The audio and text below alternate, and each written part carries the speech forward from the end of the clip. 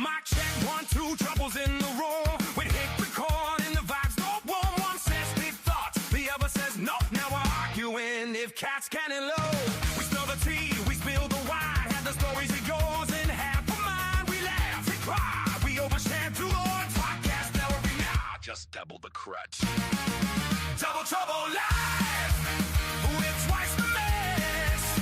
Double trouble live, no stress, just yes. We got hot takes, bad breaks, and zero zeal. Double trouble live, coming at you for the thrill.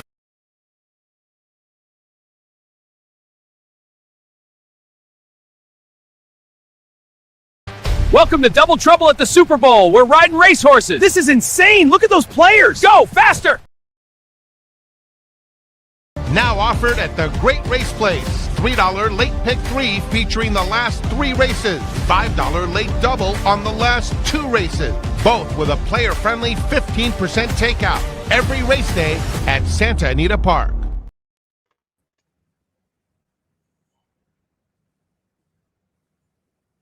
Welcome to the Stupor Bowl. Hello, everyone. Double Trouble Live. Frank Satoni, Kieran Thornton, back for another Sunday. But it's a special one, Kieran. I had to get up early this morning. I'm shocked. I saw you poking around when usually vampires are still sleeping in their coffins.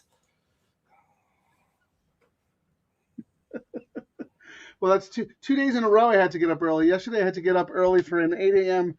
Radio show. I don't know if you heard, but yeah, I was on a big nationally syndicated radio show yesterday, talking about our show and the $3 all turf that kicks off now. And, when they need to call in the big guns from Double Trouble, my phone blows up. That's because I just don't answer. I'm too good for that. I have better things to be doing than saving someone else's show. So. Your agent is too busy getting you a big movie deal coming up, right? I mean, that's probably what's going to work. I had a video. I can't find where it is. I just pimped Frank out to all these shows. Go, get to work. You pick winners, and then you let me run around town doing all the PR advance work. Well, there was no winners yesterday. I had to wear my no soup for you shirt for today. So hopefully we have some soup today. Well, I'll tell you, yeah. So, well, for those who read my Matrix column on the Santa Anita website, for those who listened to me on Chappie's show yesterday, it started off great. I said El Potente can't lose. You will absolutely single that horse to start your all turf, and then you could spread and get a little funky. Well, I used 3 horses in each of the last 2 legs of the all turf. Whiff. It happens. Onward. That was yesterday. You know what? I like that attitude. But real quick, thank you, Andy, for joining us. Happy Super Bowl Sunday. Yes, let us cash some tickets. Andy's he's ready to fire away. I love it. We got right 15 minutes. 391 to 4 here. We're getting. And then please, will you join my live? I don't know what that. We'll check it out. All right. Kieran, put your ticket up. Let me refresh my screen. I'm gonna have to I reboot my internet, and so I'm gonna need. I spread quite a bit today, and I'm spending a little bit more money, but I figure we're all in gambler mode today. And there was a couple of horses I could single per chance, but then I was like, I had angles for the other horses, so I kind of cavemanned it a little bit, and then I figured I can come back and save the day with, the double. And the double, the late double today, I don't think is easy as we think, even though there's a possible single. We got a race. The last race could bring chaos so I think there's money to be made here, Frank, today. Well, I think the all turf is, I think this is the toughest sequence we've seen since we've started doing the show. I think it's really hard. I thought this race was absolutely impossible. Let me just look at your numbers real quick. So you're 579 and then 5498.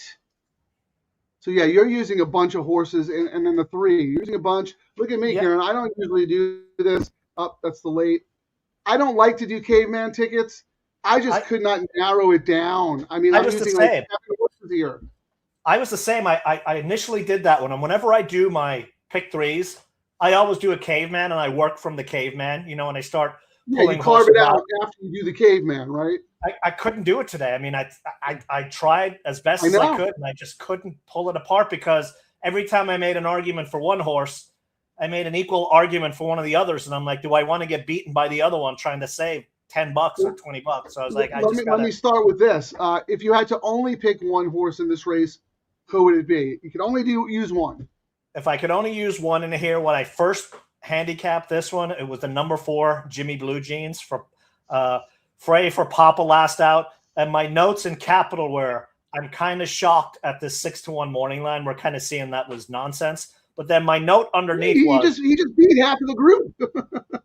I went back and forth between making 4 and 5 favorite, and I gave the 5 a slight edge just because of Pratt being on it. That's who I did. If I had to pick one, it was the 5.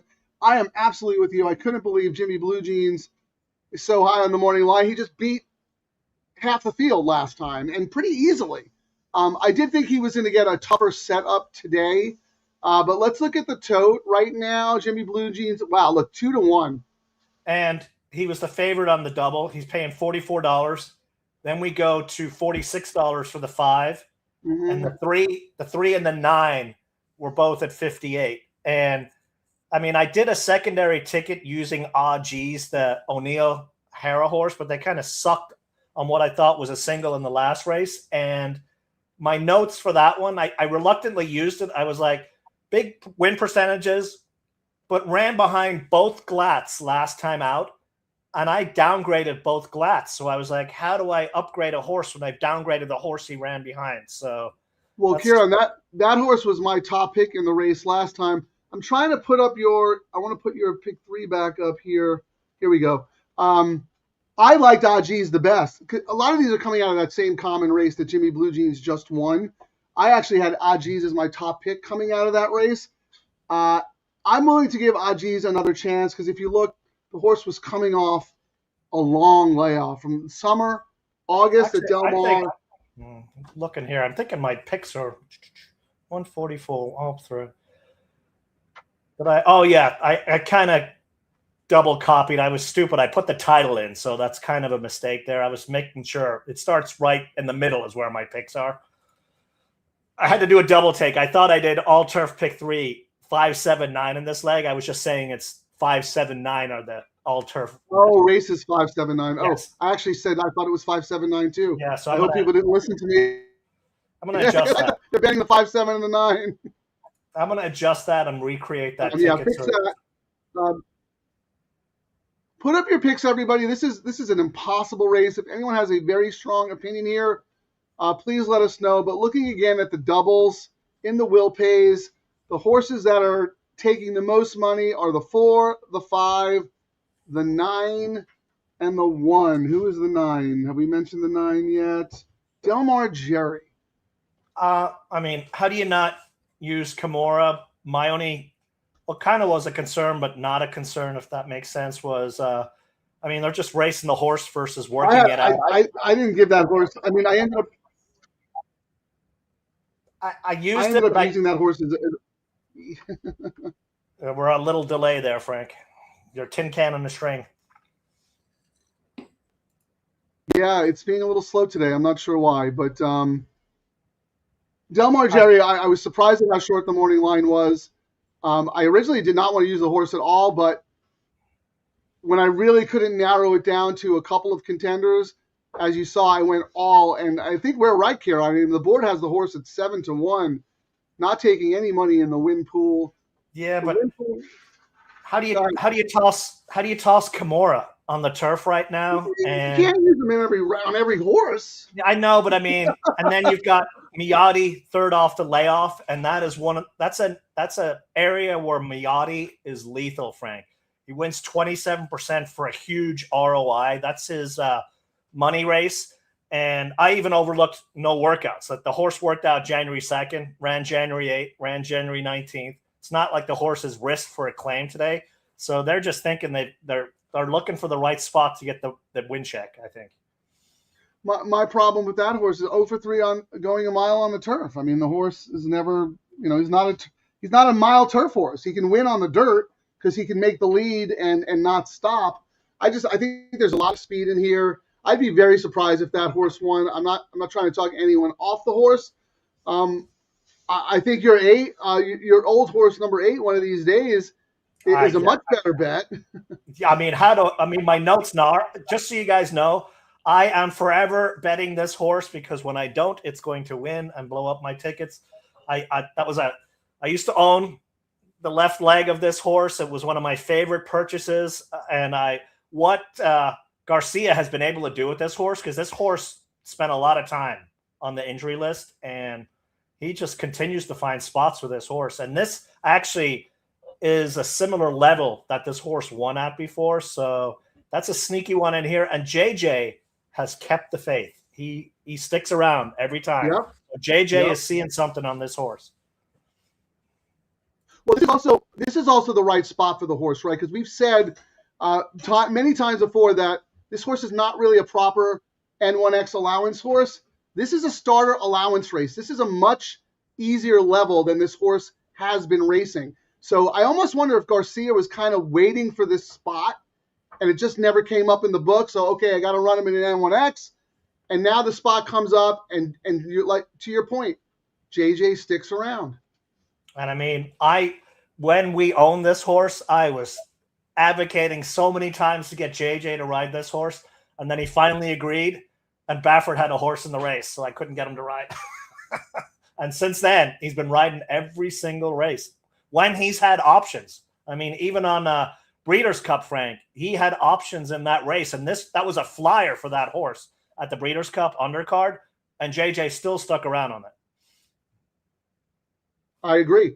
Real quick, let's go through the rest of the legs. Let's throw your numbers out there, Kieran, just so people know who we're betting and they can get their tickets in as well. You don't have to go into in-depth detail as to why you like the horses, but just mention who you're using in the next 2 legs. 5-3-1-4 in race 7. If you asked me which horse I was going to single, it would be the number 5 with Kimura for Phil, with a slight edge over a price horse, Irish Royalty. I mean, I know Hara Lee's up in class, Lasix, and O'Neill still owns the horse, and I thought, why not?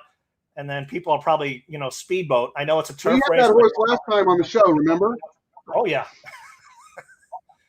And how do you not use... That was the time to have him. No shot today. Yeah, we'll see. No shot.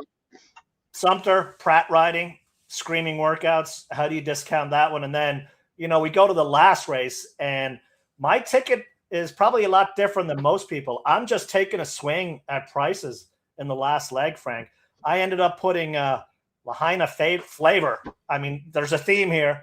Kimura lost by a head last out under Rispoli, when he came from the clouds too late. You got Balladeer in there who lost by a neck, but I think that was the best race Balladeer's had, and I've seen Balladeer's races all the time. And that was his first time on Lasix. This is second time Lasix today. And I said, do not discount this paycheck horse in this spot. And then you've got Uncle Happy, the number 1. I'm actually not even using Genius Jimmy or anyone else. So I'm going for it today. I'm very different than you in that last leg, but don't get me wrong. If you saw my matrix, I have all of the horses you mentioned as Bs, but my As in that last leg are the 7 Genius Jimmy and the 10 Hiding in Honduras. But that is as tough a race as the first race here to start off. And then I'm sandwiching. If you look in the middle there, I'm tight. I'm with the 4 and the 5 in that sprint race. Sereno Sky, Kieran mentioned that. And then I thought Speedboat Beach ran too good to lose last time. I didn't like the horse last time. I think Kieran needed Speedboat Beach for his lungs that day, and he lost at 4-5 by a neck. Yeah. Yeah. That was a heartbreaker. And I was surprised you didn't. That wasn't your top pick in here in this race, because I think that horse is going to be very, very tough after that race under the belt. Now getting on the main turf course, which plays a lot more to forwardly types than the downhill does. So I thought that race was the 4-5. I I mean, I am using him, and even looking at the will pays and the odds right now, 4 minutes in, Frank, I think Yep. at least right now, we'll see what the result is. I was correct in tossing the 1 and 2, the Glad horses. I didn't like what it was. I mean, I do have the backup ticket with the 3, but I think that's just to make me feel better with, I feel like I can't not use an O'Neill and a Harrow horse, but I like the prices here. I mean, look at these prices to start off the all turf. If you can connect today, you're going to get paid. This is the one that we talked about. We're like, the sequences have still paid really well, but they've been pretty formful. Every time we do a show, you're like, just keep being patient. There's going to be one day where it blows up. And I think this could absolutely be the day. This race and the last race are extremely difficult. Look at like you said, if you look at the toke here, on the favorite is Jimmy Blue Jeans, 3-1. I mean, no one has a super strong opinion. Phosphorescence 7-2, and then you have One of These Days, Kieran's old horse, at 5-1, which I think is very, very interesting. I will say the one thing I'm happy about is that I did think Jimmy Blue Jeans would vie for favoritism, and the 6-1 was crazy. So I like seeing that what I thought comes to fruition, if that makes sense. At least it means I'm kind of looking at it correctly, but it is a wide open race still. 100%, Kieran. And we've talked about this on the show many times before. There have been several instances where you and I were both like, part of your analysis, like, no way we're getting 8-1 on this horse, right? And then you see the horse is 2-1, and you go, okay, I was right. You want to be right in those situations because you want to make sure you're seeing the ball correctly. Yeah, I mean, a lot of times, like when I do my write-ups, for my cards, people will email me back and they're like, your top choice is an 8-1 horse, and you don't have a long shot write-up on them. And I got to reply back to them because when I do add that as a long shot, I usually write in, not going to happen. So I've ended up not using them, and more times than not, they're not the value that that the morning line says, unfortunately. Yeah. But that, as we saw the other day, though, we had a horse in the middle leg who, ended up being good value because we like the horse at the 8-1 morning line, but the horse ended up going up at like 5-2. If that happens in the middle leg or the last leg, it's okay. So in this next leg, who do you have, Frank? And maybe we can just see if there's any. I don't handicap this race as the dirt race in the middle, and until they give us a $5 late double to play, a $5 middle double, I'm not that interested. Okay. But I know you usually like to do it because you want to see if there's any sneaky money from this leg going forward, right? Yeah, so I'm trying to pull up what I did to see which one I was looking at here. I'll pull up the combo. Right now, the favorite combo is 4-1. I went 6-1 with the 6 on top with JJ, who's really, he was cold for a little bit. Yeah, that didn't last very long. So I went 6-1, and right now this 5 into the 1 is 37. I think that's the lowest sequence. No, 4-1, $32. Oh, 4-1. Interesting. Okay. That's Jimmy Blue Jeans. That's All the right. favorite here. Oh, so okay, yeah. And then the 4-6 is 54. And 5-6 is 53. 5-6 is 33. Oh, I got to click. We got all the money coming in. So the late money coming in right now, Frank, came in on the 5. A lot of money. Yeah, now that's the favorite combo. You're right. 5-6 is $32. All right, they're loading. Good luck, everybody. Let's get out of this first leg alive. As Kieran said, like this could be the sequence that really blows things up because we both thought it was a very, very tough $3 all-turf pick 3. Let's get it done. Let's go.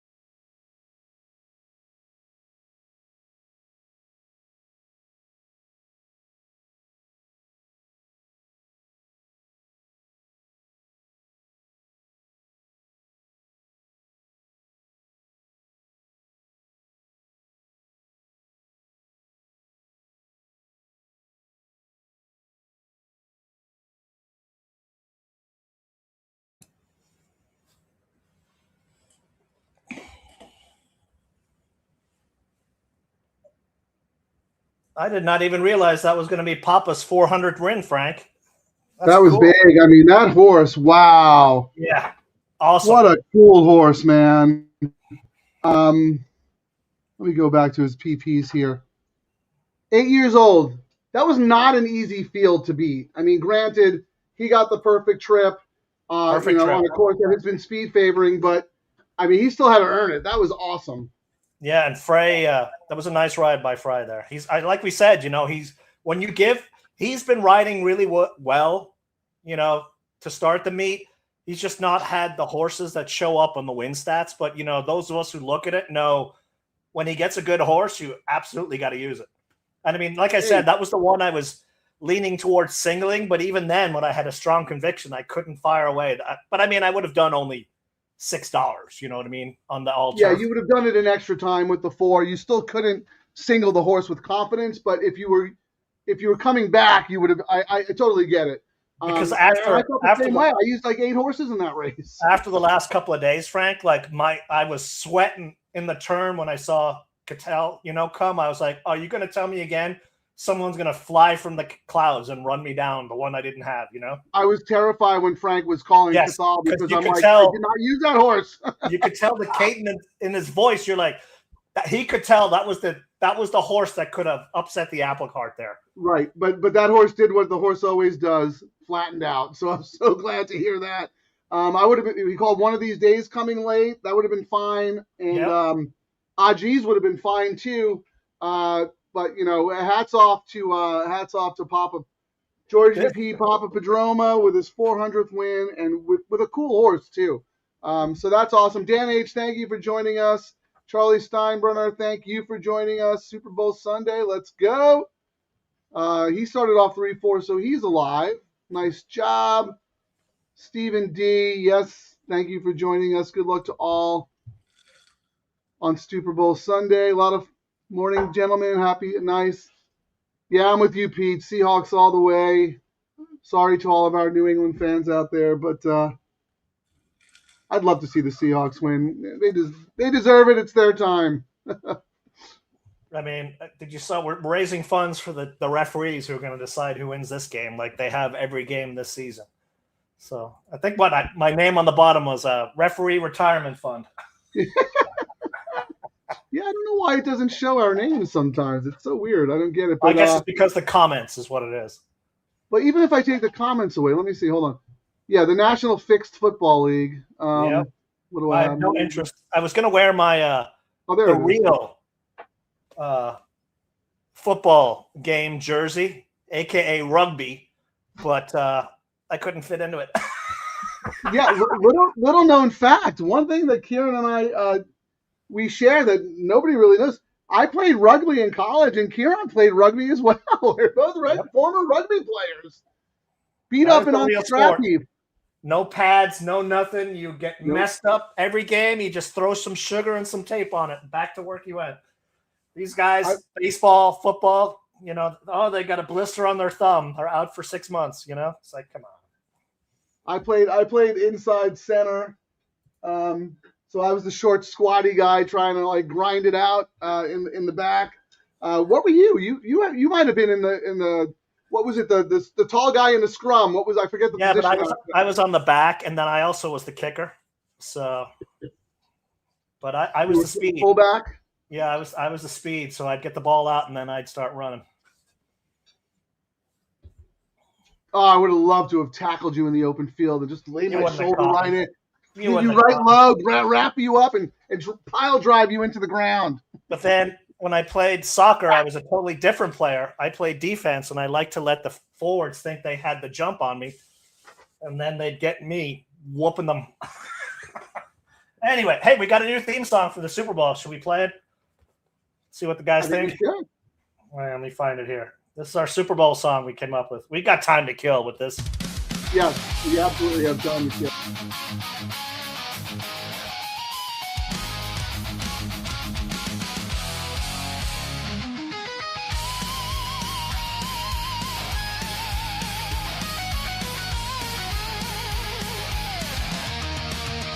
On February 8th, Super Bowl Sunday hits.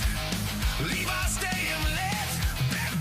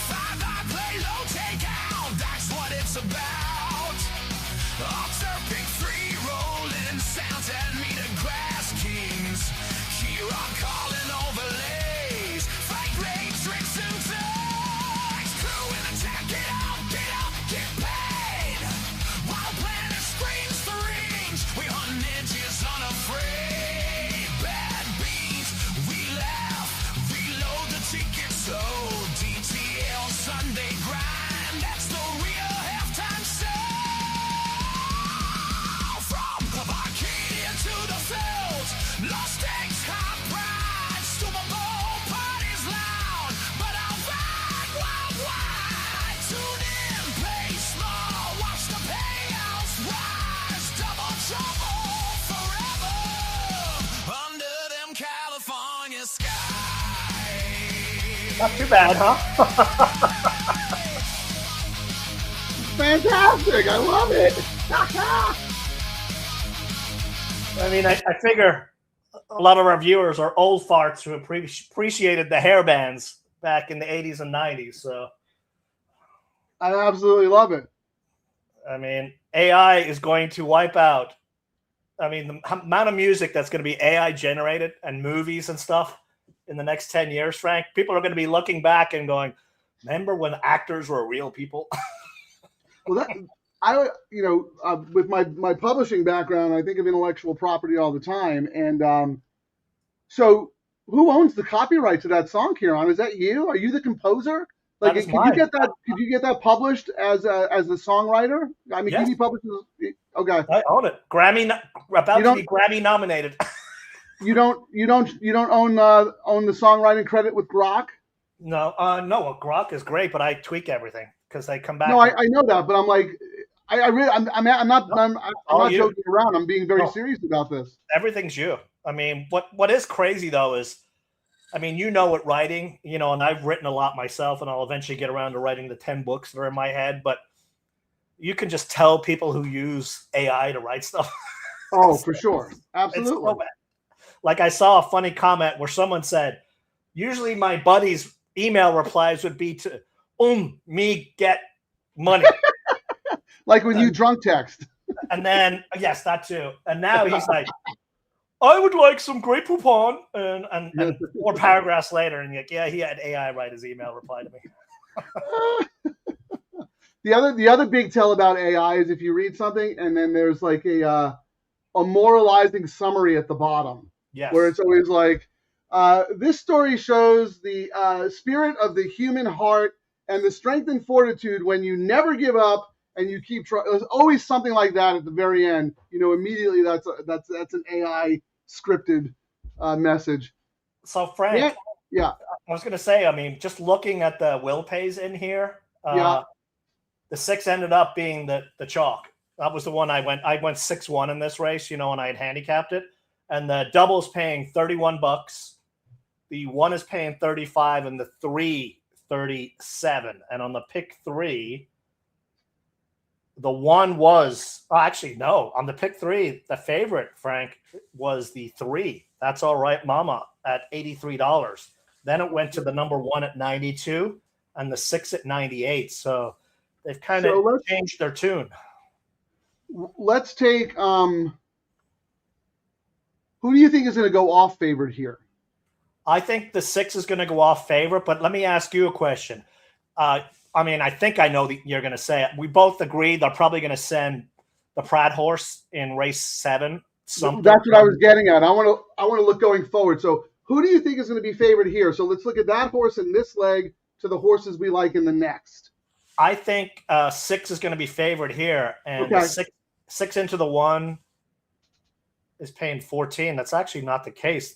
The favorite into the next leg is 2.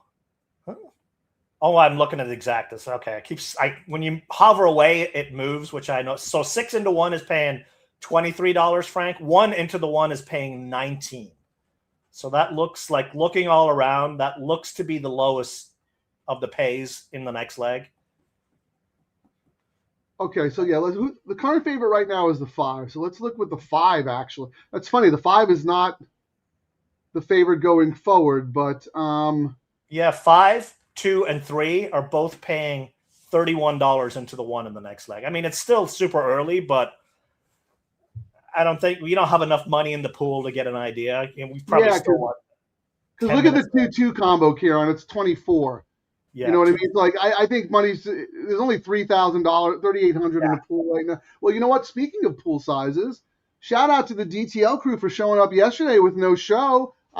We looked at the pool sizes for all the wagers, all turf, late pick 3, and late double, and they were phenomenal. So thank you guys for supporting Santa Anita and showing up even when we don't do a show.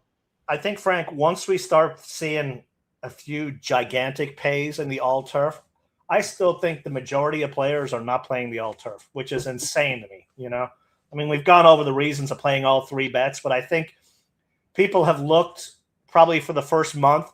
oh, those payouts suck. They haven't sucked. You're getting like exponentially more than you normally would do in the win parlay, but they've not been big enough to have people look a little bit closer. And once you get like when the pick threes weren't that big down at Del Mar until a couple of monster ones came in, and then everyone started going, ooh, I can do this pick three and then recover with the double. And you're 100% right, because yesterday I think the all-turf paid something like $270. So people are going to look at that and go, well, why would I play this bet? Like, that's not a lot of money. But if you look at what the win parlay paid, which would have been like maybe $150, it's tremendous value. But you're right. It's not that big flashy number that's going to make the casual player go, oh, now I get it. Now I know why I should be playing that. But the funny thing is, as tough as we all thought that first race was, the second choice ended up winning. So we may not get the payoff we were expecting today. Yeah, it is what it is. But I mean, I still think there'll be enough money in this pool. I mean, this also, the next leg is not an easy leg either. I mean, I thought, I mean, Pratt on the number one, Sumter makes it, and they gave the morning line, so everyone bet that one. But I ended up putting that one third choice, Frank. I mean, did you have it as an A or your top choice in the race? Kira, my A's, I was with you. Sereno Sky and Speedboat Beach are my A's, but I have 1, 2, 6, 7 as my B's. But in my all-turf, because I spread so much in the first leg, my all-turf, I only have the 4 and the 5 in the next leg. Okay, well, that's not a bad spot to be on. I mean, as you know why I did that? Because I wanted – sorry, I didn't mean to interrupt, but I just had – because it's your theory about handcuffing. Yeah. So I have the 4-5 in the middle leg of the all-turf. But to start my late pick three, when we put those up, you'll see that I also have the 1, 2, 6, 7 to start, because we like to use these bets in conjunction with each other. So I have the 4-5 in the all-turf, but in the late pick three, I have the 4-5 and the 1, 2, 6, 7. And then just to harp on your point too, Frank, to let people know, like if you were to use all of those tickets on your all-turf, your all-turf ticket would be like $240. Let's throw a number out there. And it might pay $300 if it chalked out. But if you get through with your earlier convictions, you can come back on a smaller ticket and you have the chance to double up and swing with the picks you have already in the all-turf and then adjust and spread out to the next races. So, let me just show real quick so people see exactly what we're talking about. So this is my all-turf, right? You look at the middle leg there, 4-5. Okay, here's my late pick three. 4-5 are my A's, so that's my A ticket. But then look at my backup, 1, 2, 6, 7. So I'm still using other horses in the next leg, even though I didn't use them in my all-turf. And that's because we like to play these bets. And I give Kieran full credit, since I'm all about protecting someone's intellectual property. Kieran calls this handcuffing these bets together, handcuffing the wagers. And I'll let you do a brief explanation, and then I want to play the video again for people who are just joining us and want to learn how to play these low takeout wagers together. Simplest way to explain it is all three bets are combined. Just think of them as one rolling bet. You start off the first leg. It could be exponentially expensive if you use all your horses in it. So you go with your targeted stuff. Usually the way I approach it is my top two choices and maybe a long shot. Then if I've got a key horse, and typically what happens is this works when we have the race set up like it is today. Race 5, 7, 9, where the middle leg of the all-turf starts the pick three. So these 9 race cards are perfect for the handcuffing, because the second leg of the all-turf, when you get to that leg, you can see what the probables are, or the will pays are into it, and the probables out. And you might have been totally wrong. A horse you didn't use on the all-turf that was a side consideration. That now is the horse everyone says can't lose. So you can come back and adjust your bet and add that one in. And you can also look and go, wow, this is going to pay really small. I got to hammer it a little bit more or redo it. So simple explanation. And then same thing with the double. Come back, you get to see what the will pays are into that double and out of it. And are you happy with the pays? No. Hammer it some more. Simple as that. This video is rated M for mature audiences, features themes of drinking, gambling, and BDSM handcuffing. At Santa Anita, 3 low takeout bets can supercharge your day. The $3 all-turf pick 3, the $3 late pick 3, and the $5 late double. Think of them not as separate tickets, but as one collective bet.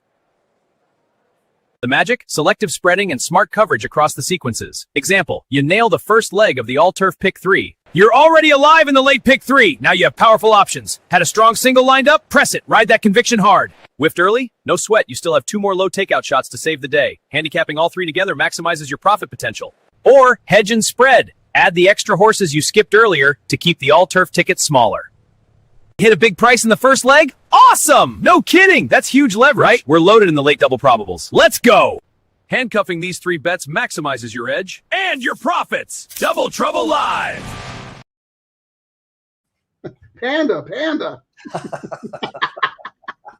Look at you, scriptwriter, composer. I mean, you're like a triple threat. You're what they would call in Hollywood a hyphenate. You're a horse player hyphen. I got to keep the brain quiet. I got to keep it occupied with many different things. Well, I know all yes. Otherwise, you get on Twitter and you start World War III. Oh my goodness! That's the Irish in me at a bar. You know, the Irish rules were when you're at a bar, you don't talk religion or politics. Everything else is open season. There you go. The Fighting Irish. Here, Dan H. Look at this, Karen. Graphic game strong. Thank you, Dan. If you can't have fun drinking, gambling, docking horses, I mean, why are you even alive? Let's go. I mean, it's Super Bowl Sunday. Super Bowl Sunday. Real quick, Dan H. This is the greatest gambling thing we have. I mean, everything else gets hype. Horse racing does their utmost to shoot themselves in the foot every time, but it's the OG of gambling. You know what I mean? This is it. And we don't get capped. You get rewarded for your research.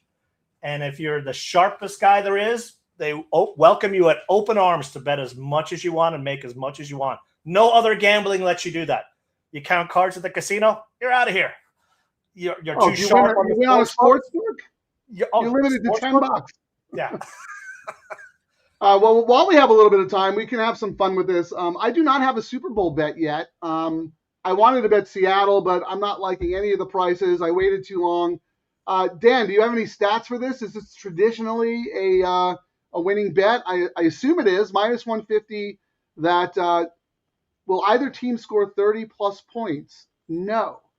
Okay. Rolls that they've been lately. 0-0. Yeah, I mean, my feeling is if the game's not fixed, Seattle absolutely blows them out.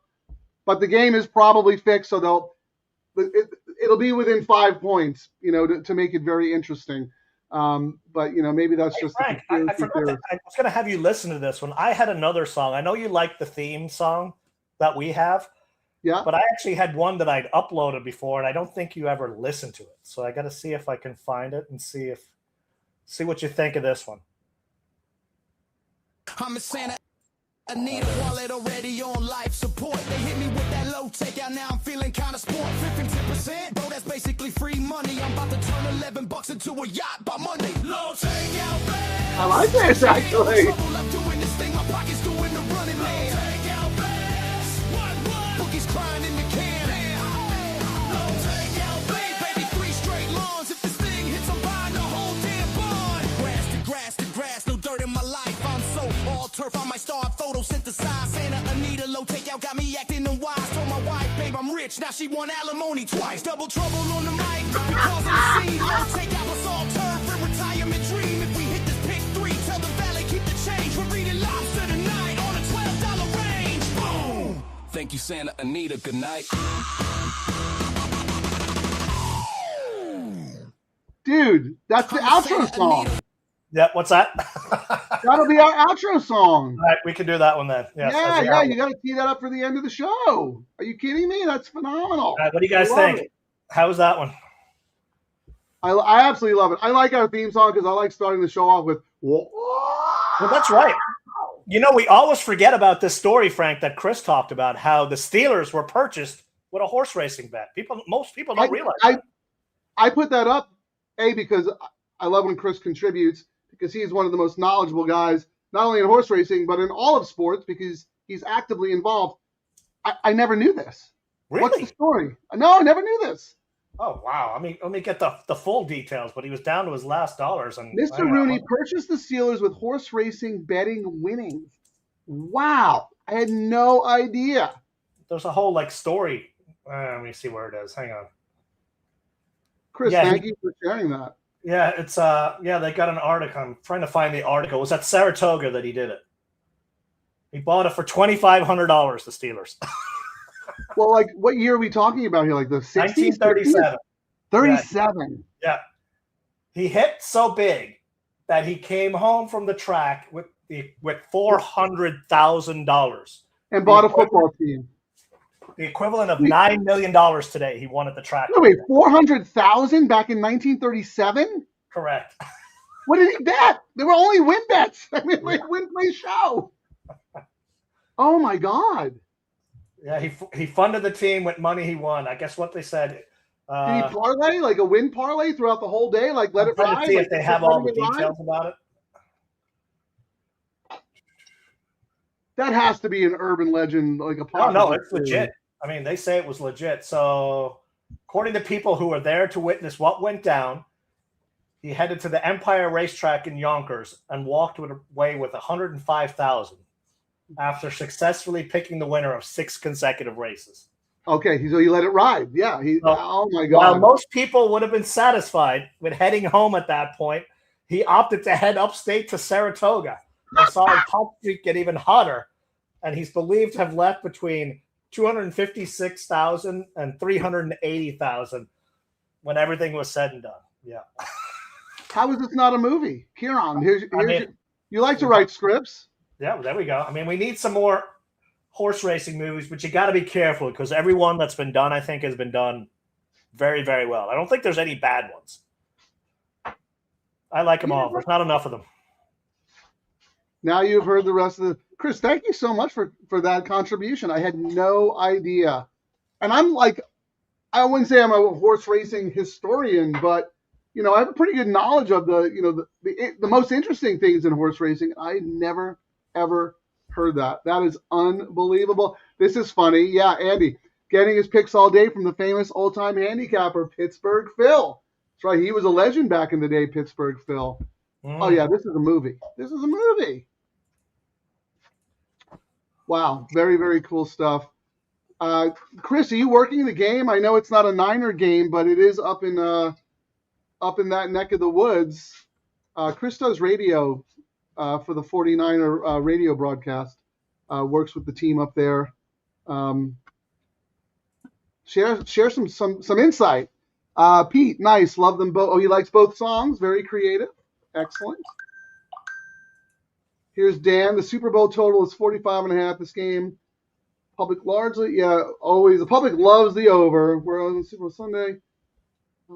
Yeah, the value is on it. I was trying to make us our own Super Bowl ad, Frank, because everyone's about the ads now, not the actual game. But everything turned out really bad. You don't have one? Like, just... No, they were just horrible.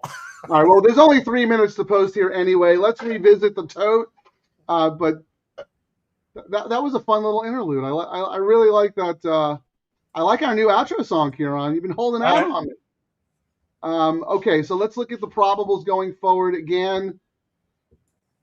I don't understand it. The 1-1 combo is the favorite, and yet the 1 is 4-1 on the tote board here. Yeah, I mean, what are we looking at money-wise in here? We're at 37,000, not a whole lot. That's enough.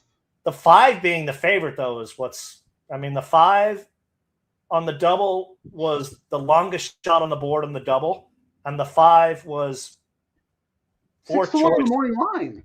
Yeah. What do they know? Like, who was your top pick in the race? 6 and then 1. I just went 6-1. That was it. Okay, so what are you getting here? I mean, this horse raced January 8th. Keen pulled up, walked off. You know what I mean? They came back with the work, which is what they make them do. There was nothing before that. The horse lost by 16 the race before that. I mean, the reason it might be in it to win it, you know, a horse cost $100K in here. You know, maybe they just don't want to breed her. They're looking for the paycheck, getting 20K out, and I don't know. I don't know what to make of it, Frank, to be honest. Yeah, I'm looking at. I mean, you have 2 horses at 5-2, 1 at 7-2, and 1 at 9-2, and 1 at 4-1. I mean, that absolutely crazy. Something's got. Al, what do you have as the double pool total? I only have 11,000. 30,000. Oh wait, that's the exact double pool. I have it. Yeah, 11,000. So that's Kieran, this is the perfect race to start your $5 late double middle $5 middle double idea, because it's not taking any money anyway. It's only 11,000. The dirt and turf special. Here we go. Double trouble dirt and turf special. Keep us happy, and we get our name on it. Our very own bet. Our very own bet. I love it. I absolutely love it. Oh my God! Actually, as you know, when I was up at Santa Anita a couple of weeks ago, I was pitching that idea hard to Nate. I was like, "Give us this bet. Give us this bet." Yeah, we'll have to get serious about that. All right, here's Chris. We might as well talk about the late pick 3 when we're waiting for this to go off. He's going to start the next leg with the 2 and the 5. Yellow card, interesting, and Sereno Sky. So we both like Sereno Sky. I had the yellow card as a secondary contender, but I might have to upgrade that based on Chris's suggestion. Thank you, Chris. Always great to have you. And I Charlie mean, Steinbrenner, the 3 in this race. That's all right, Mama. And I mean, I had to use Irish Royal.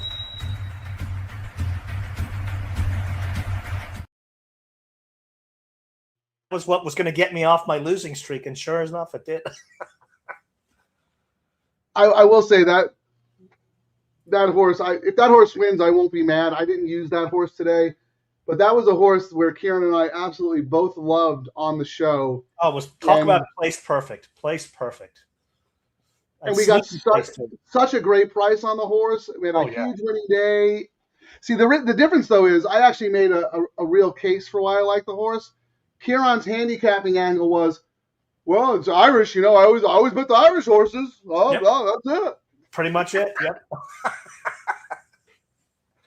Oh my gosh. I mean, and I think the reason that horse is probably not getting play and why you didn't like it was claimed off Glatt last year. It was ice cold, and then, you know, came back and won off the bench. And then a lot of people are like, okay, that was the race you wanted. You know, see some regression. And then you see the winning jockey, you know, O'Neill's go-to guy leaves. But, I mean, you're getting Freshu on the turf. And, I mean, it might take Freshu a little bit to start heating up again, but he was riding great before he got injured. He won yesterday. I forget which race, but he won a nice race yesterday. And you're not really losing anything. And then, I mean, this is O'Neill thinks enough of this horse to go from an optional claiming 20 to a stakes race. And he's a part owner as well. You know what I mean? So when owner trainers do this kind of move, it's not to get exercise for the horse. Come on. All right, they're in the gate. Good luck, everybody. We'll talk more about that Irish royalty after the race.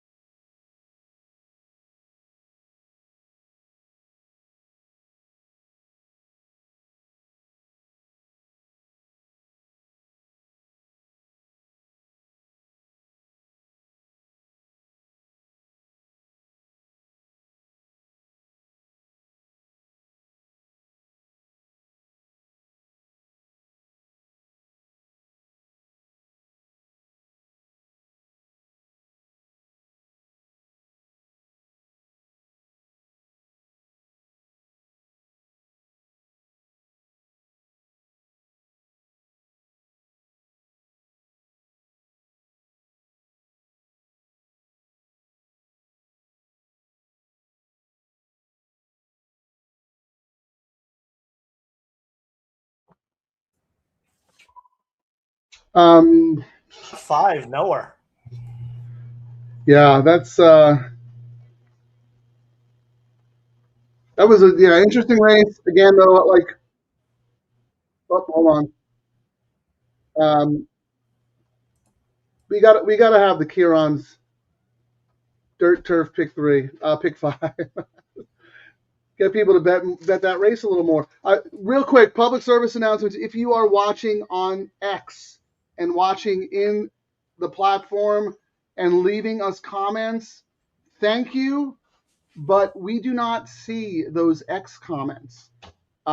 Executive producer Terry wanted me to remind the audience that we do not see them show up in the live chat. It's a weird glitch that only people in the X platform can see while they're watching our show. So if you would like to join the live chat, we would love for you to join the live chat, but you got to go and watch in the YouTube platform and use the YouTube live chat function. We want to answer your questions. We want to include you. You can watch on both, but if you want to comment and chat, you got to hop over onto YouTube, and you could watch it on the Santa Anita YouTube channel. You could watch it on Double Trouble Live's YouTube channel. So yeah, please, we want to include everybody. That's what makes this show. Kieran thinks the show is all about him, but contrary to Kieran's belief, there is no show without the DTL crew. No comment, Kieran? I was trying to look at my almighty Kieran, but I guess I deleted that to upload the video. He's so self-absorbed. He's not even listening. All he wants to do is show his almighty Kieran meme. I mean, seriously. No, I was looking. Hey, for look, Frank's horse is catching an Uber. This is the funniest thing I've seen all day. Hey, to the races! That is pretty funny. I think that is our second most watched short on YouTube. The first most watched short. Let me click on. I'll click it on for you. Which one is it? The sad clown or the other one? Sad clown. Why hasn't Chappie called? Oh no, it was the sad clown, right?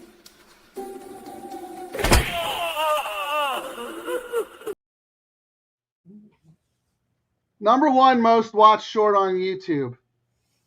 Unfortunately, we don't have 500 subscribers yet, so we don't get paid. I know. I mean, I even made a Beavis and Butthead one of them. This rules. Yeah, double trouble. Live, yeah. Cool. All right, time to get down to business. We're going to have to make a like and subscribe video and just play it relentlessly on the show until we get to 500 viewers. Or we're going to have like a Jerry Lewis telethon. I mean, we get to 500 viewers, we'll do a $500 bet live on track next Saturday. We have the best ratings of any show out there. You look at some of these other shows, it's like 9 people watching. And they got right here, real quick on X. More than 250 people just watching on X alone. I mean, come on. Can we get to 500 subscribers, please? And then, Terry, the bosses make sure we have a nice background for us.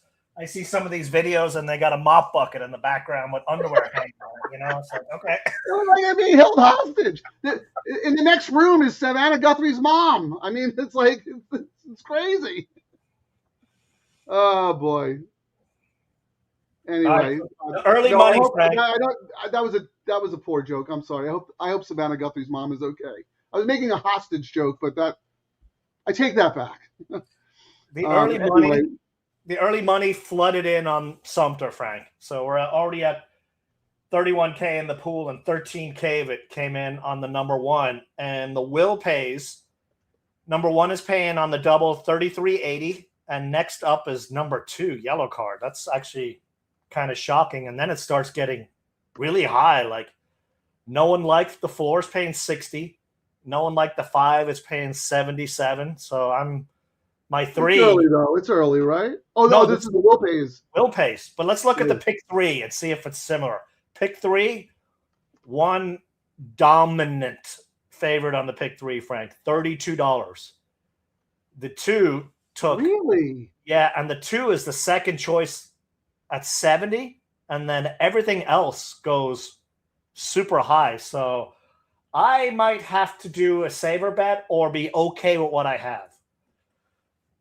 Because I did not, I tossed the 2, but maybe everyone's thinking McCarthy double. They like what they're seeing on his horses. I don't know. Well, I know that Chris liked the 2, and Chris is very, very sharp. I looked long and hard at the 2. I know that was a really bad trip last time. The horse is a decent horse, has run well against other good horses, but I wasn't sure of the distance for he's kind of like a horse without a distance kind of thing, I landed on that too, and I thought, well, 6.5 was too much, but the horse was back, and 5, the horse still ended up 5th, and I mean, it did win at 5 furlongs, right. Second at 5. It was. Yeah, I mean, maybe I was the same as you, Frank. But I don't know. I was like, eh. And then Kimura left, and it's not like McCarthy's going to boot Kimura. I mean, and this is his usual money race. Third off the layoff, McCarthy does really well, 23%. And then Kimura obviously went to Phil. I mean, he's his go-to guy right now, in case you didn't realize it. I mean, he's not started winning yet, but he's going to start winning now, especially next weekend. Actually, there was something I wanted to say too, Frank. That last leg of this pick 3, Grogu, who I thought was actually going to – my notes for that horse were – should stay in this race, because you know where this horse is going to show up? They actually nominated Grogu to the San Luis Stakes next week against Gold Phoenix. I thought it was crazy. Should have ran in this leg. Not San Luis Ray. That's the horse is nominated for that race next week. No, the San Luis Ray is like a million miles. No, the 1.25 miles. San Luis Ray? Yeah. Oh, wow. That used to be a really long race, I thought. So that's the race that Gold Phoenix is going to be in? Yeah, and Grogu was nominated to the race, and I was like, oh, he should stay in this race. I see he scratched out, so I'm assuming they're thinking they're going to take a shot at it. Came up light. I mean, I don't. Yeah, they're not scared of anyone in that race. Oh no, it's to use a phrase you use in a write-up a lot. They're a bunch of tomato cans. That's so funny. I haven't seen the nominations yet, but that is interesting that they chose the tougher spot for Grogu. So, Kieran, do I have is this the right one here? Low takeout? Correct. Yes. Starting with the 5. God, why is everything spaced together, man? I don't know. I even put spaces when I put it in. I don't know. Since they did that update, it's been doing that. So let me see if I can. I did a banner. I did a banner with it. Hang on. Let me find the banner. I like it better when you do your screenshot and then I just do the banner, because this way I can put them both up. Yeah, but okay, that's much better. Thank you. But I still like it when you do the screenshot, because then we can compare. But okay, let me look. 5 to start on one ticket. Coming back with the 5-3-1-4 on another, and then again with the 5-3. So yeah, you're not using the 2 that Chris also liked and you said was taking some money. Let me just show mine real quick. 4-5. I do have a ticket with the 2, but that's my backup B saver ticket. Yeah, and I might end up doing one where I go chalkity chalk. Like I might use this a saver ticket, just seeing where all the pick 3 money is. I might throw the 2 in on a ticket here, then single the Bafford in the next leg and use my 3 horses. So I might spend another $12. Yeah. Can you put yours up again? I'm sorry, I clicked off it and now I don't see it.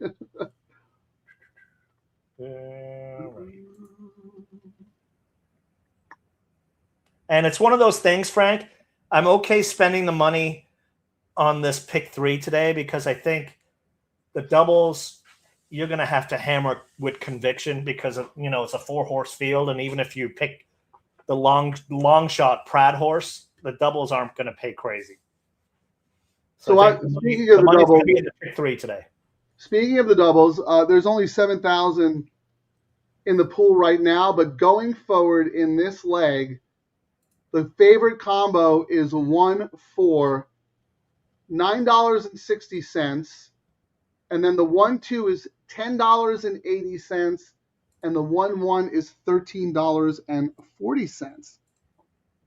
not as big of a favorite as I mean, I'm all about Explorer. Who did you like in that race? I actually gave the nod to Super. Really? And I gave a chance, a big chance, to the Pratt horse. And then my notes for that were, if Explorer's not going to, I mean, the way I saw the race flow, I mean, there's only 4 horses, and a lot of people saying Explorer lost that Breeders' Cup race because too far back.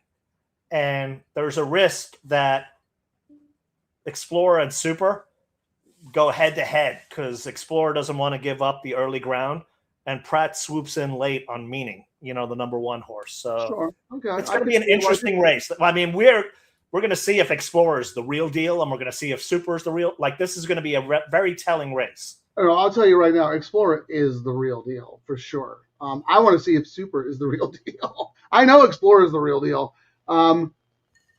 So here, let me just show mine real quick. And the reason I did this, again, handcuffing the bets, I wanted to make a stand in my pick 3, and I'm standing with Explorer. And I can do that because you know why? I could look at the double pays and use your 1 or use Super if I want. Mm-hmm. Handcuffing the bets together. If I used all 3 of them in there, my ticket becomes way too expensive than what I want to spend in the sequence. So I planted a flag with Explorer on my late pick 3, and now I know I could just look and hedge if I want in the double, or depending on the market signals, maybe press with Explorer. Well, right now, Frank, Sumter into Super is the low, paying $10. Sumter, I guess now it upticked a little. It was paying $9. Sumter into 2 is paying 10. Sumter into 4 is paying 10. And Sumter into the 1, the Pratt horse, is paying 13. Do either one of us, we don't even have Sumter in an all turf, do we? I do. Okay, hold on. Let me see. I do not. And then Kieran, you do right there, right? The first one, 5314. Yep. The middle leg there. The last leg where I have prices in the last leg.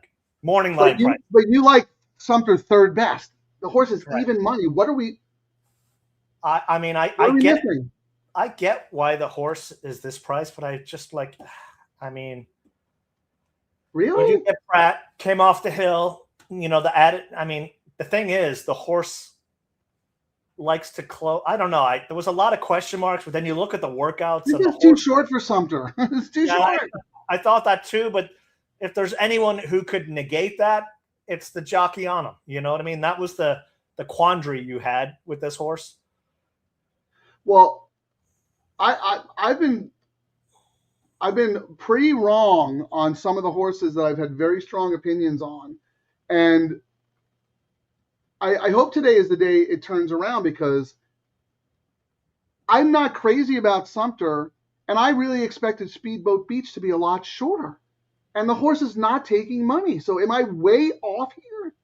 I mean, my internal morning line thing, I thought Sumter would be its morning line, and I thought number 5 would be 3-1, and I'm seeing number 5, Sereno Sky, at 9-2, and not really getting interest on doubles in. No interest on the pick 3, no interest on the double. But you know what? I'm pretty. Kieran, who are you singling in here? Sereno Sky. That's who I would say I was singling in here. Well, I'm with you on Sereno Sky, but what am I missing on Speedboat Beach? Why is Speedboat Beach not being bet? Why do you not like Speedboat Beach? Anyone else out there have any opinions on Speedboat Beach? I mean, I just liked it less. I mean, I do have it. I mean, it's my second choice in this. I mean, I did go right. That's true. That's true. But in your internal morning line, you thought he was like 4th choice, right? Do you think he should be? What price if you were pricing up this race, what price would you make? What price would you make Speedboat Beach, and then what price would you want to bet on Speedboat Beach? I would make Sereno Sky 3-1. I liked the morning line of 4-1 because I thought it was a wide enough race. I thought Sumter Might Wow. drift up to 5-2 to 3-1. Irish Royalty is the price I thought. Yellow Card is the one that I did not see being this price, And I mean, I kind of tossed it too. That's the one that has me going, am I misreading this race? Okay. And what about Sumter? Sumter, it was essentially Pratt's on, and how do you discount Pratt? And No, but price-wise. Price-wise, I mean, the workouts are screaming. Pratt rides again. I mean, he rode the horse to a second, so it's not like he was able to get. Kieran, you're not listening. Price-wise, I don't care about the handicapping. Price-wise, 4 to 5. Did you expect this? If you had, what would the morning line be if you were making the morning line on Sumter? 5-2. Okay, that's what I wanted to know. So the morning line's kind of right there. Now let me ask you a follow-up question. Did you expect this horse to be odds on? No. But we're still 10 minutes away, but no, absolutely not. And what's interesting is when we look at all the betting in this race, Frank, Yeah. both the 1 and the 2, it's all been win money coming in on both of them and very little show money. Like the 1 is at 22.5 to win, 29 to place. Okay. The 2 is 10-2, 1,500 to place. So the people betting the 1 and the 2 are putting it on the nose. They're not hedging at all. The 5 is getting the hedge money. 6,000 to win, 2,300. I think we're too far away. I think we're going to see some movement on these. All right, fair enough. We can hold off on that for a minute, but let's focus on the bets that are set in stone. And you mentioned them already. Let's go over them again here because now I'm looking at it myself. The pick 3. If you have Sumter in the pick 3, you are getting back for $2, $65, right? Pick 3. Actually, can we use yours because you have it for the $1 payoff, right? 32.60 will pay. What's next highest? Next highest is the 2 at 70. Double. That's double. Yeah, Did and you then expect Sumter to be that much of a favorite in the pick 3? No, I didn't think he'd be that much of a favorite. Yeah. But the thing I'm taking away from this that has me pondering another bet, Frank, is I'm shocked that the 2 is 70 and then it jumps exponentially higher for the horses that I had more money on. That was the point I was trying to get at. Exactly. They're betting Sumter like Sumter cannot lose. And if Sumter does lose, the 2's going to win. And it's the same on the double as well. They're betting Sumter and Yellow Card like it's going to be either one of those 2 horses and the other ones in the double and the pick 3. Yeah, no chance. But the difference is in the double, they're kind of close together, right? Yes. But in the pick 3, Sumter is a massive favorite over the 2. Correct. Paying half the price. It's very, very interesting wagering. And if you look at the win pool, the money is showing up on Sumter in the win pool. Yellow Card is taking that steady action as the second choice. My Speedboat Beach is dead. Our Sereno Sky is dead. Like, this is crazy to me. I'm looking. I was just looking. I don't think Pratt's won a race here today, is he? Is that why they're betting that Pratt's due? Pratt has not won a race here today and he's been flying all over the country. He's been going from Aqueduct to Oaklawn to Tampa and then out here for today's races and hasn't won a race. No, Kieran, I'm so confused by it. Look, Sumter is a very nice horse. And if people like Sumter, I get it. And you want to get take 2 to 1 on Sumter, 8 to 5, fine. 4 to 5? What has this horse done to deserve to be 4 to 5? I think it's just the Pratt angle. But even in the multis too, like, I don't know. I feel like the pick 3 has a lot more sophisticated money, and that horse can't lose in the pick 3. Like, you know what? Can't lose. If I go down in flames on my pick 3 and my all turf by not having Yellow Card, so be it. I'm not going to do a side bet. Yeah, DTL Crew, help us out here, please. We know what Chris Padrats has, the 2 and the I forget who his other horse was, but I know he liked the 2. Dan H, who you got? Anybody? Charlie, Chris Babcock, Pete, all you guys, let us know. Are we missing something? Who are you starting your late pick 3s with? Are we wrong about Sumter? Is the public right, or are we? We'll find out eventually. But 8 minutes. Give us some clues.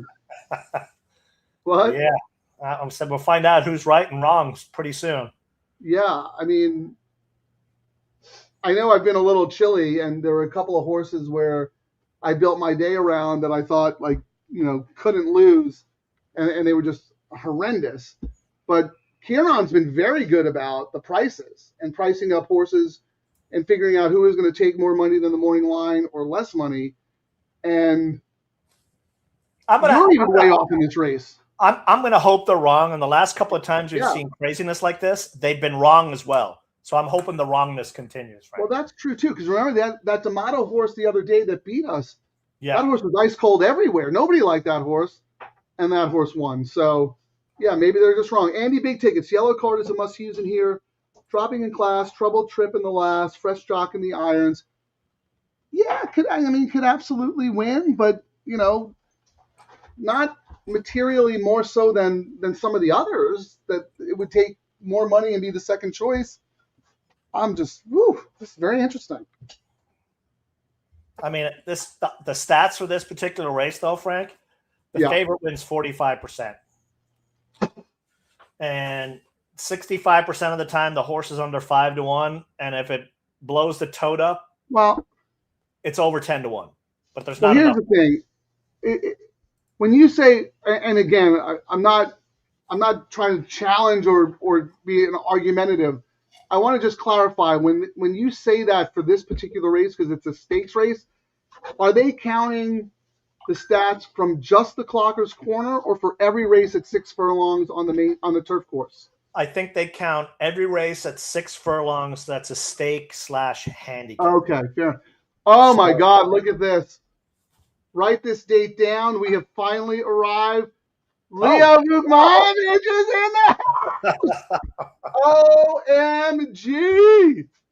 Oh my God. Leo, just seeing your name here is unbelievable. You made our day. Thank you so much. Look at this. Terry and I keep this right there, front and center. Kieran, are you on Leo's Christmas card list? I'm not. No, so. No one likes me. Think so. No one loves me, as we've seen. No one wants me on their show. No one has me in photos. It's just the way it is. Well, we got 3 minutes to post here. We got to take this seriously here because Leo is in the house. How about the 7? You never mentioned him. Also, can't believe they put 4-horse race in the late $3 and daily double sequence. Yeah, that is very disappointing. We have a lot of theories about that in terms of how to maximize the pool sizes based on the types of races and whatnot. But we can save that for another day. Let's look at number 7, Virat. Dan Blacker is on fire. I kind of discounted the horse, but now that Leo's mentioning him, we have to consider. Kieran, what do you got? Bullet workouts. Blacker's on fire. He in these kind of non-graded stakes races, when he puts a horse in a position like this, he puts it in for a reason. I just thought, the horse does like Santa Anita. 4-2-2 from 11 starts has done really well. And this distance is the main turf course too, yeah. And this horse is 3 wins, a second, and a third from 6 at 6 furlongs. So, it hits this horse smack right where you want. And the last time it raced here, last May, at this distance, it's won. Actually, the last 2 times Virat's been here has won at Santa Anita at 6 furlongs.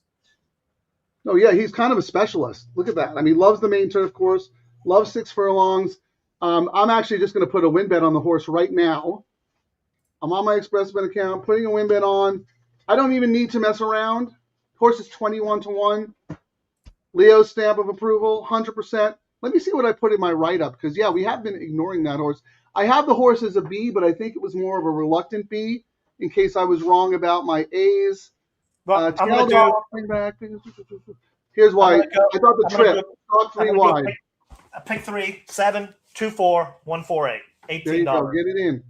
Just because Leo likes the horse, and when we're at the track, when we ask him about a horse and he says he likes a horse, we always have to look at a reason to put it in. I know. Yeah, especially when we're just focused on a couple of. When we have tunnel vision, like Leo comes in and just boom. Smacks How about this? Dropping some knowledge. I've been focusing on betting layoff horses to gain value.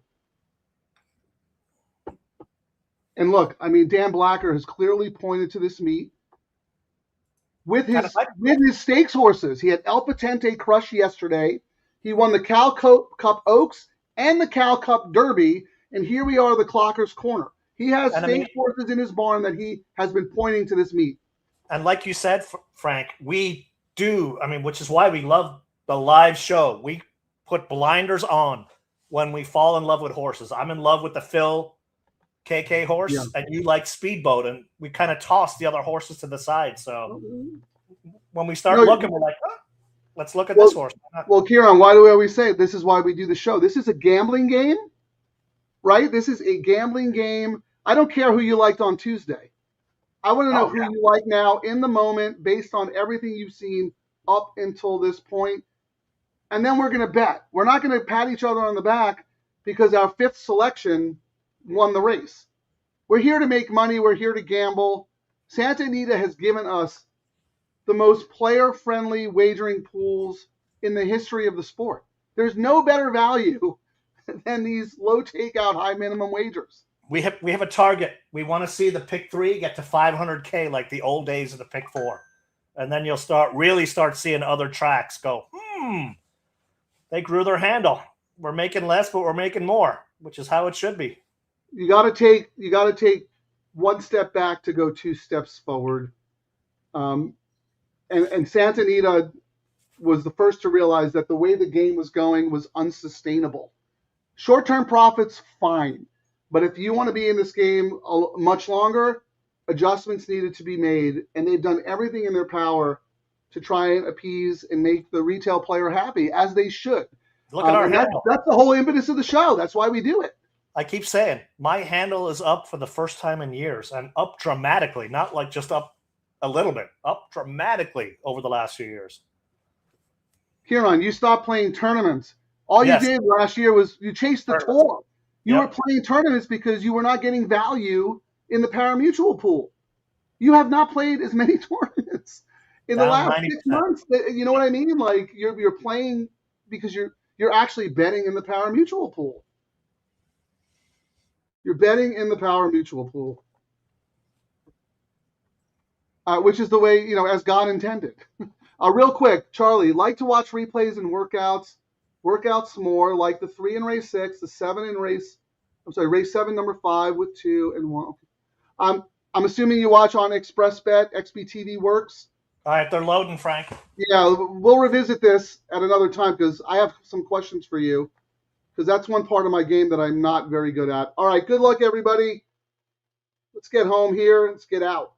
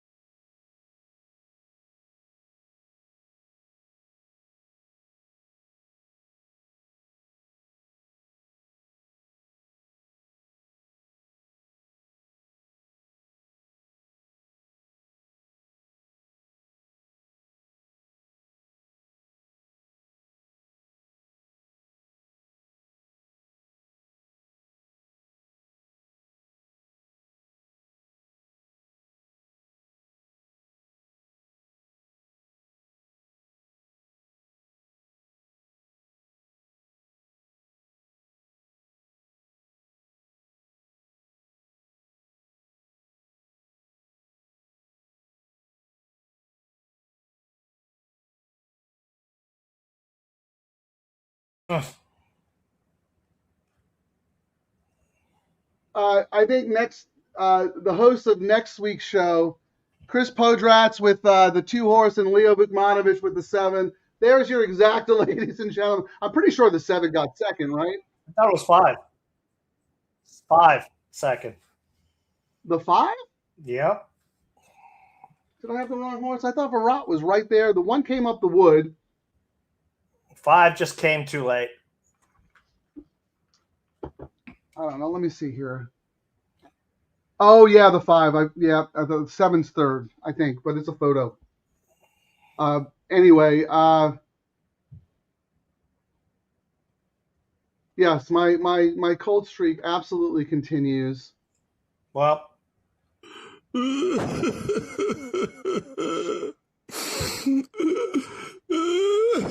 sleep for us. Yeah, thanks, Chris. I'm sorry, for some reason, there was a sunlight on the 5. I totally didn't even see the 5. And I almost made that pivot to the 2, but it hadn't worked the last couple of times. And the pivot today, I had the bet loaded and I changed it. But look at Andy's right in our face. I love it. He's trash talking. How you like yellow card, man? Thank you, Andy. You contributed to the show, and you were absolutely right there along with Chris. The pick 3 money and the double money were absolutely correct. Sumter, though, we were wondering why it was like that and didn't have enough again. Yeah, the horse took all that money and ran well, but we said 6 furlongs is too short for the horse. Sereno Valley, that was a heartbreaker. I knew that horse was way better than the odds went off, but just not beating Yellow Card today at all. No chance. No, Sereno Sky ran great, dusted everybody else, but Yellow Card was the horse. I do have Yellow Card to start my late pick 3, so I didn't cut off my nose to spite my face, Andy. I had the horse anyway, but yeah, let's just read it again. Yellow Card is a must-use here, dropping in class. Trouble trip in the last. I agree with that 100%. I think you're right. I think the jock made the difference. I think the jock absolutely made the difference. So there you go. Leo 7 ran big at 24-1 if you're a trifecta player or a superfecta player, sorry. Finished third. You hopefully you had the horse. Good job, DTL crew. That, like I said, that is why we do this show. We absolutely need to be wagering in real time. But we also, more importantly, need to be trash talking, because Kieran is usually the only one on here who likes to talk smack. So, Kieran, this is your nemesis now, Andy Big Tickets. How you like him now? How you like Yellow Card down, my man? Look at Pete walking into the 2. I love it, Andy. You got him all fired up. Look, his face is beet red. Don't throw your monitor. That was only at Franklin. Oh, my God. Pete, here, again, thanks for talking me into the 2. Didn't see him until the pool money total screamed it out if Sumter failed. Yeah, that's true. Let's go back and look at that. We looked at why we do the show and why these bets are so valuable. We study the pools, we study the market signals, and we listen to the DTL crew, because we know that we are not always right. More often, we are wrong. But if you listen and take all the information you had on the show, Kieran and I were talking about how the double, it was a 2-horse race in the double. Remember, Kieran? The 1 and the 2. That was it. And then the 1 was much more the favorite on the tote and then the pick 3. And we're both like, we don't understand that at all. So, Frank, guess who's taken all the early money in this leg to start the double? The number 1 took all the early money. In the double or on the win pool? Yeah, 7,500 off the jump onto the number 1. I mean, it doesn't show up on the doubles or the pick 3s, but the early money came in on the 1. You're talking about in the win pool, Kieran? Correct, yes. And the doubles, like in the pick 3, right now, the 2 is paying $43, the 4 is paying $50, and the 1 is paying $104. In the double, the 2 is paying $14, the 4 is paying $21, and the 1 is paying $25. So like you said, Explorer is the real deal, but meaning the number 1 has gotten some interesting money. All right, yeah, let's keep an eye on that once the tote develops a little bit. Again, yeah, let me just roll through the rest of the comments because we also have another special guest coming up. Charlie, hope you had the two in the yeah. Thank you, Charlie. You've been a great contributor to this show. You, Andy, and then Kieran's pool analysis put everybody on the two there. And Chris Podrat's had the two. DTL Crew is fine. And then look at this, Randy Franklin. Welcome, Randy. Thank you so much for joining us. Gentlemen, used to work for the DRF, Daily Racing for a very, very long time. This is a smart man, been around the game, knows more than both of us. He's forgotten more about racing, Kieran, than, well, I know you won't agree to this, but I would say definitely than I know. He's forgotten more than I know. Right here, here's his analysis. Try to keep. Go ahead. Oh yeah. No, go ahead. I was going to say, yeah, I've been reading a lot of stuff of his race. I've not watched a lot of his races back east, but when you do float around on the Twitterverse and horse players talking smack, I have heard a lot of negative about his rides of late. Pratt's. Yes. I don't know. Well, there was one day, I forget where it was. We were doing like the Derby recap, the Derby Trail recap or something, and you were like, Pratt is just not, he doesn't have it today. I forget where it was, like 2 weeks ago. They go hot and cold. It's also the guys they ride for, what the stable's looking at and the conditions of the horses and when they're coming in peak and whatnot. And then, I mean, JJ was ice cold to start the meet. Now he's starting to heat up again. I mean, it just depends on a lot of things. Here's the other thing, Kieran, like you said, like he's been all over the country. Tire mileage. Pratt's been all over the country. Like, dude, if you're going to spread yourself out there. He went from Aqueduct to Oaklawn on Friday, then flew from Oaklawn to Tampa yesterday, and then is out here today. Yeah, so I mean, like, I don't know. I don't know that side of the game, but Randy said Pratt didn't do Sumter any favors. Rail post hurt, I guess. Yeah, I think the rail and the distance, I'll go back and watch the replay and see if Pratt had the horse in a bad spot as well. But, Randy, it's so nice to have you on the show. Thank you so much for joining us. Late double time, man. Start putting your tickets together. We want to know who you are playing in the next. All right, Kieran, let's put up some info here. Let me find we're both dead in the all turf, right? Yeah. And I should have spent my $15 or $18, but I didn't. I let the two beat me. I had the ticket loaded to put in 2 with 2-4 with 8-1-4 for $18, but I decided not to pull the trigger. Maybe next week I will, because the last couple of times I've been correct not pulling the trigger on that. Yeah, you might have saved your money. You might be wrong about, the middle, whatever it is. But yeah, so I mean, I'm okay with it, but I might adjust that going forward. As you said, we always try to learn something new. All right, so here's the thing, Kieran, though. Like, if you just put your bets in this morning and forgot about them, that wasn't even a consideration for you. No, you not at all. in the moment, and you made a decision. You had, you know what I mean? Like I had the bet mode, and I said, no, I'm not going to do it. I did come back and do a win show. You had based on information. I mean, I did come back and do a win show on Leo's horse. There you go.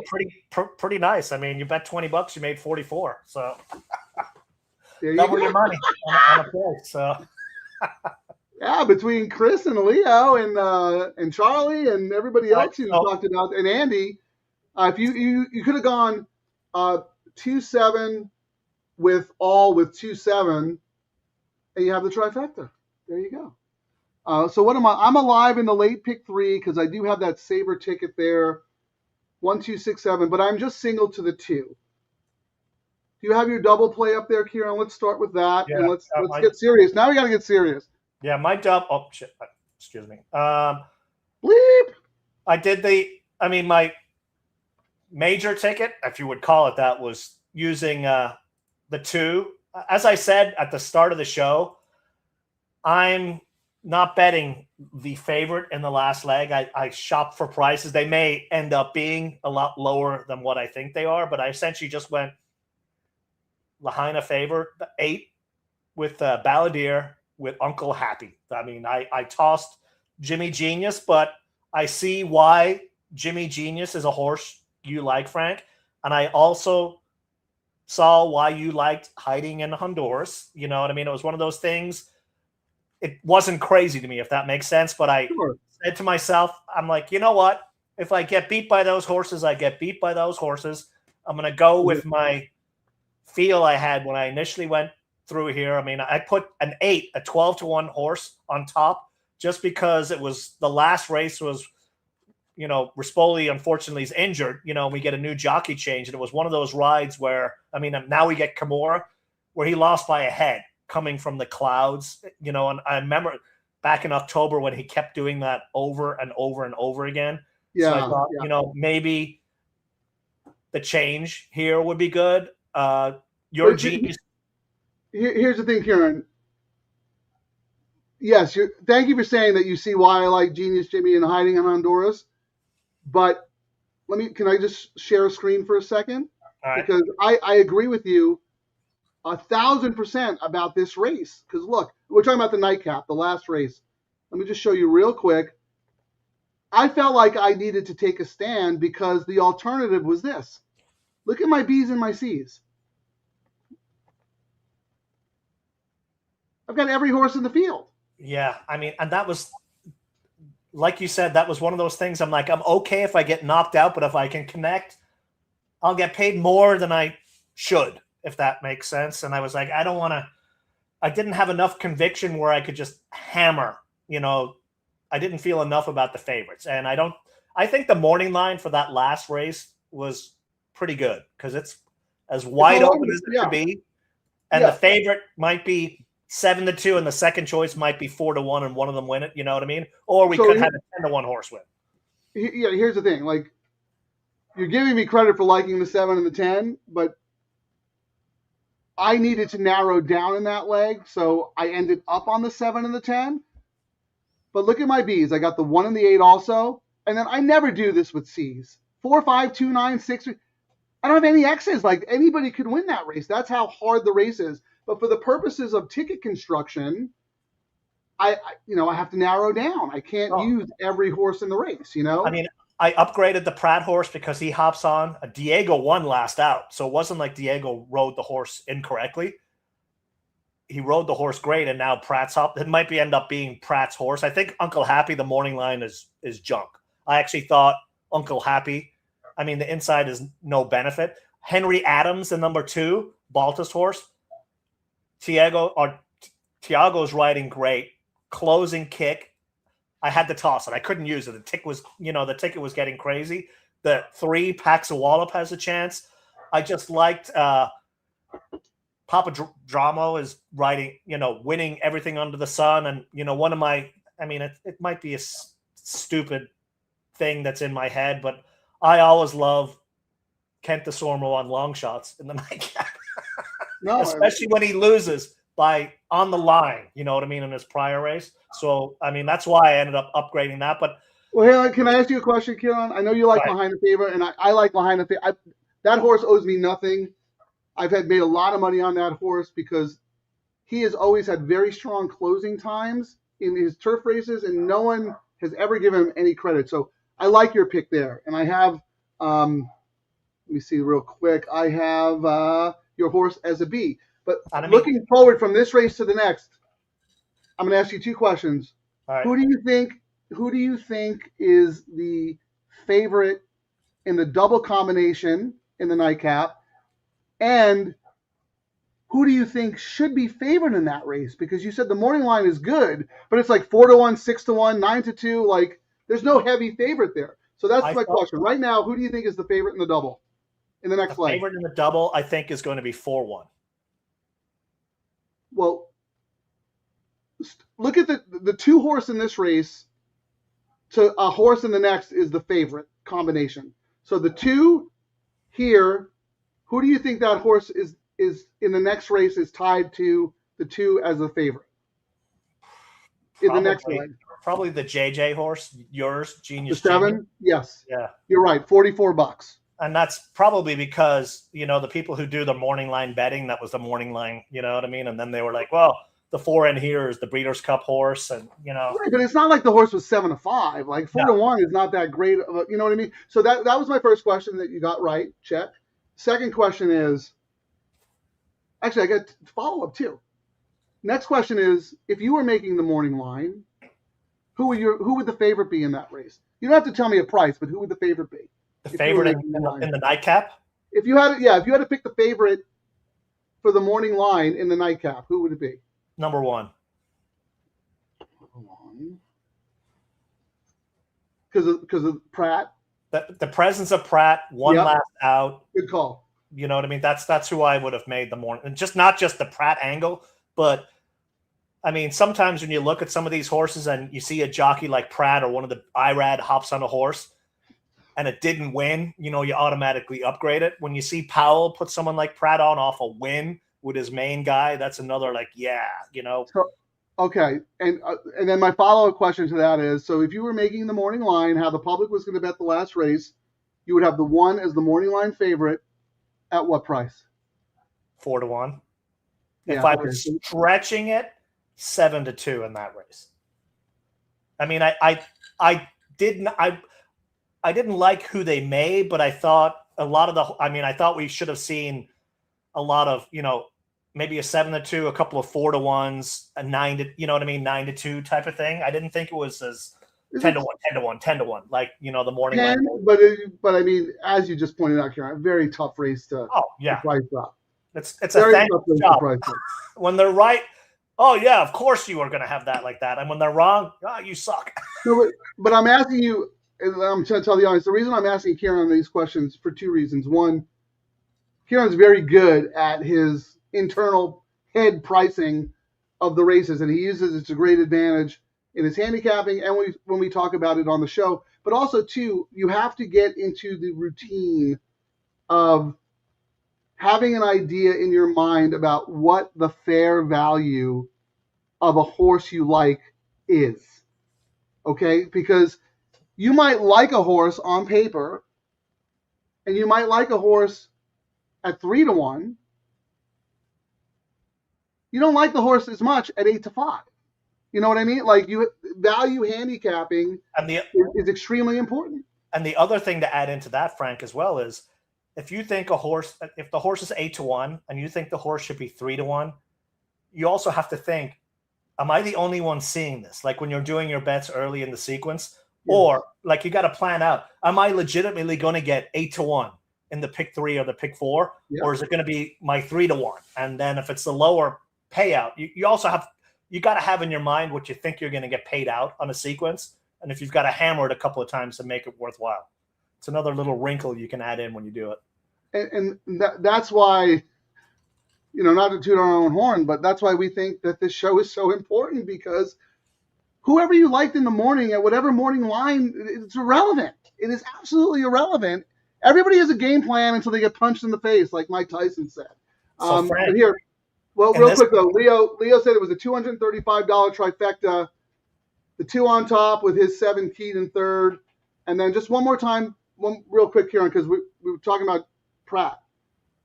Andy, when Pratt was the top jock in SoCal, he had his timing down cold, various turf distances.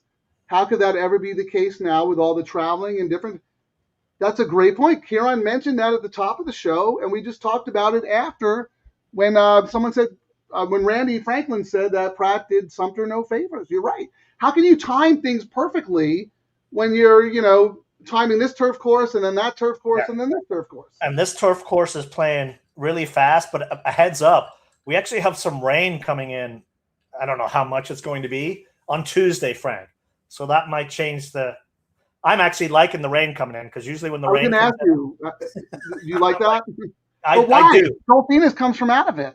Yeah, but the rain actually makes it a better setup than the pool top, as Phil refers to it at Santa Anita. So I don't mind having a little extra. Give in the ground. How much is going to come in, though, Oh, we got to do our.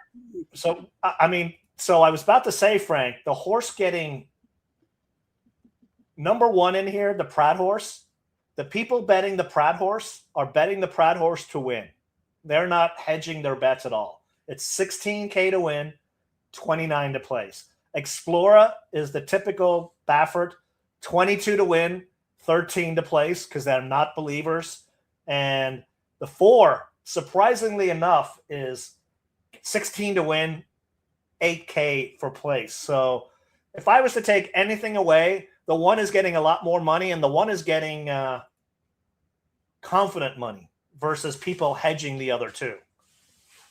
And sometimes the confidence money pays off. I mean, Explorers at 6-5 was 3-5 on the line. Actually, we haven't even. We've got 5 minutes double. So my look. double. Let's go. All right, my double. I'm looking at doing a $25 double, 2 into the 1. That's $102 for $5. The 4 is paying 91, and the 8 is paying 158. I'll have those all 5 times. I'm pretty happy with that. My 4 into the 1. I'm happy with the pays I could get if I'm correct. And then my kind of backup ticket, Frank, I used the 1, but just a $5 double. And I've got so this is going to be my lowest pays on my doubles. 1 into the 1 is 112. 1 into the 4 is 168. And 1 into the 8 is 285. Pivot. I'm thinking, do I need to press anything and get out of the weekend? That's what I'm doing in my head right now. But hey, we got to do our community ticket. What are you thinking? I mean, I think the 2 is the winner. All right. But if you had to pick one between the 1 and the 4, who would you take? The 4. But really? Oh, I thought you were going to say 1. That's funny. No, I'm saying the 4. The 1 is like the sneaky kind of money. But again, if I was to pick, like if we were doing our Kentucky Derby prep race, I would pick the 4. But my Kentucky Derby prep picks for all our videos have sucked. So maybe the 1 is the better play. But you know what, though? They'll get better as it goes on because we told everyone we're getting out of our comfort zone. We don't usually follow that so stuff. bad. I now know why I don't follow the trail because it's meaningless. So far, I would not gamble at all because the batch of horses for this year is what I think. I think from now on we should just look at it as a gambling race and forget about the Derby. Oh. Actually, yeah. I mean, we did kind of. So which we horse? pivoted that way, but like even more now. Which horse do you want to use in the last leg, Frank? Let's approach it that way and then work backwards. Well, bringing up my matrix, my A's are the 7 and the 10, and my B's are the 1 and the 8. I really want to use your 8 Lahaina Flavor because that's also a pick of mine. Well, that's the 8 is the horse I wanted to say we should use. And yeah, no, I'm with you. I knew you were going to say that, and I agree with you 100%. So let's look. So that if we just looked at the 2 that you obviously want to use in here into the 8, the 2 into the 8 is paying $161, Frank. We could just do to start off $10, and that's nice ammo. Yeah, let's do a $10 double 1, 2, 4 with 8, and let's just leave it at that for now. Hold on. DTL Crew, $10 double 1, 2, 4 with 8, and that's $30, right? Correct. All right. Those are all really good. No, the pays are like nice. It'll give us ammo. Because the 8 can absolutely win if the 8 gets the right pace. And then we have to decide about the chalky. I'm the 7 and the 10, but they're a little chalky. I mean, 7, 10, and then you also have. Which is why I tossed it because I thought it was going to be chalky, and I was like, I don't have enough confidence in that 7 or 10 to hammer them because I liked other ones more. And I was like, well, then if I don't have confidence to do a favor into them, I'm going to toss them and hope I get out of it. Is how I. What about the 1? The 1, I think the 1. I mean, I like I said, I thought the 1 was the big chance to be the favorite in that last. Well, yeah, because that's my third choice. So let's do that. Let's do and they're paying good. All right. You see what they're paying? 1 to the 1 is paying 121. Yeah. Let's just come back and do the same thing. $10 double. 1, 2, 4 with 1. $60 total. All right. It's not worth it to hammer those other combinations because that's the problem. I mean, and that's, I know Leo asked earlier, like, why are they putting a 4-horse race, into this? Yeah. But I also get the point of people are rolling out to the Super Bowl. They want to put their big race, and get the eyes on it kind of thing. You don't want to make it too complicated. Yeah, they want this is their big race of the day. I mean, it makes sense Well, that no, way. they should be showcasing a 12-horse field then, right? Yeah. I mean, if you want. Yeah, they should have. Yeah. I don't know. I really don't know the answer, but we do know that whenever there is a heavy favorite in the start of a late pick three, it compromises all the pools, the double and the pick three. We'll see what happens when there's a huge favorite in the middle of the late pick three to start the late double, because we've never seen this. No. Usually this race is really competitive. So anyway, I like the DTL Crew bet. Real quick, good luck, John. $20 double, 2 with the 4, 6, 10. Wow, we're gonna have to go back and look at those. And Four. how about Dan Gonzalez? It's 2 or 4, or I'm out the door. You did not use my 5, but I've got my 5 on my ticket, Frank. I mean, 1, 2, 4 into the 5, which is Balladeer, right? Oh no, Balladeer is the 4. No. 1 into the 4 is 1. Yeah. What is it? The 1 into the 4 at fine, least it's fine. is 159, but the 2 into the 4 is 94. The 4 into the 4 is 89. We're going to end up spending $100 to win. Well, When we who got do to you like better? Who do you like better, the 1 or the 4? Based on my notes, I said, do not discount this paycheck horse Balladeer with Kent in the last race. Do not discount. But what did you say about the 1? Pratt for Powell, no way 6-1. I wrote more about the 4. Well, let me look at the order you have them in. You have 8, 1, 4 in your pick 3. Yeah, So that tells me you like the 1 better. I do, but it's also my heartstrings going. Kent has made me so much money in the last race over the years in Southern California. Well, do you want to cancel the bet with? I think we have to use the 1 because the 1 is your second choice. Yes. Yeah. And the 1 is my third choice. Yeah. And I mean, if we start doing another bet with 1, 2, 4, with even if we did another $10, we'd be looking at. And you already have the 4. And I already have it in mind. So what I mean, so I'm good. And we're playing the DTL bet to win. I get it, but if your second choice is also my third choice, that's the horse we have to use. I don't have the 4 is a C. Absolutely agree. Okay, cool. All right, they're in the gate. Good luck, everybody. Let's get her done.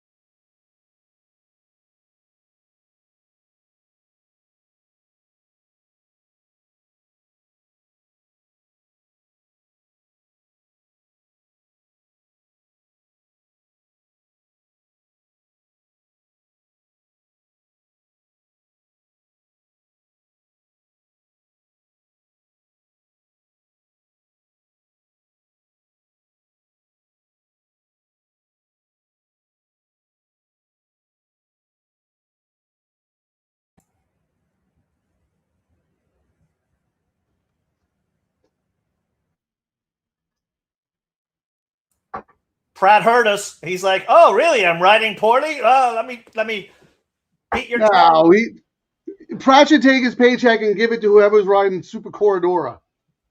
That was, I don't know what. I mean, when we talked earlier on the show, Barrios going to do that? Like, he's outside. He could just I sit know. chilly. He Like- wanted to bury Baffert.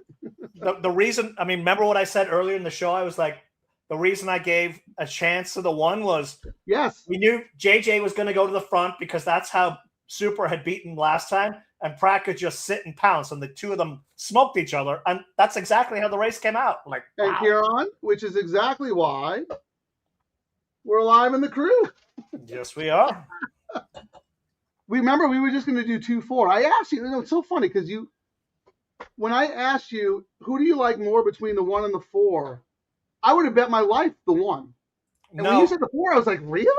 Because you were just, the whole show, you're making a case about how the 1's going to win. But the 4 was the one that should have won, and this is another, like I said earlier, Derby prep out the window. Like the 4 now that was a horrible ride. Pratt, and then the early move Pratt did to pressure both of them. That was a great, that was Pratt that we know.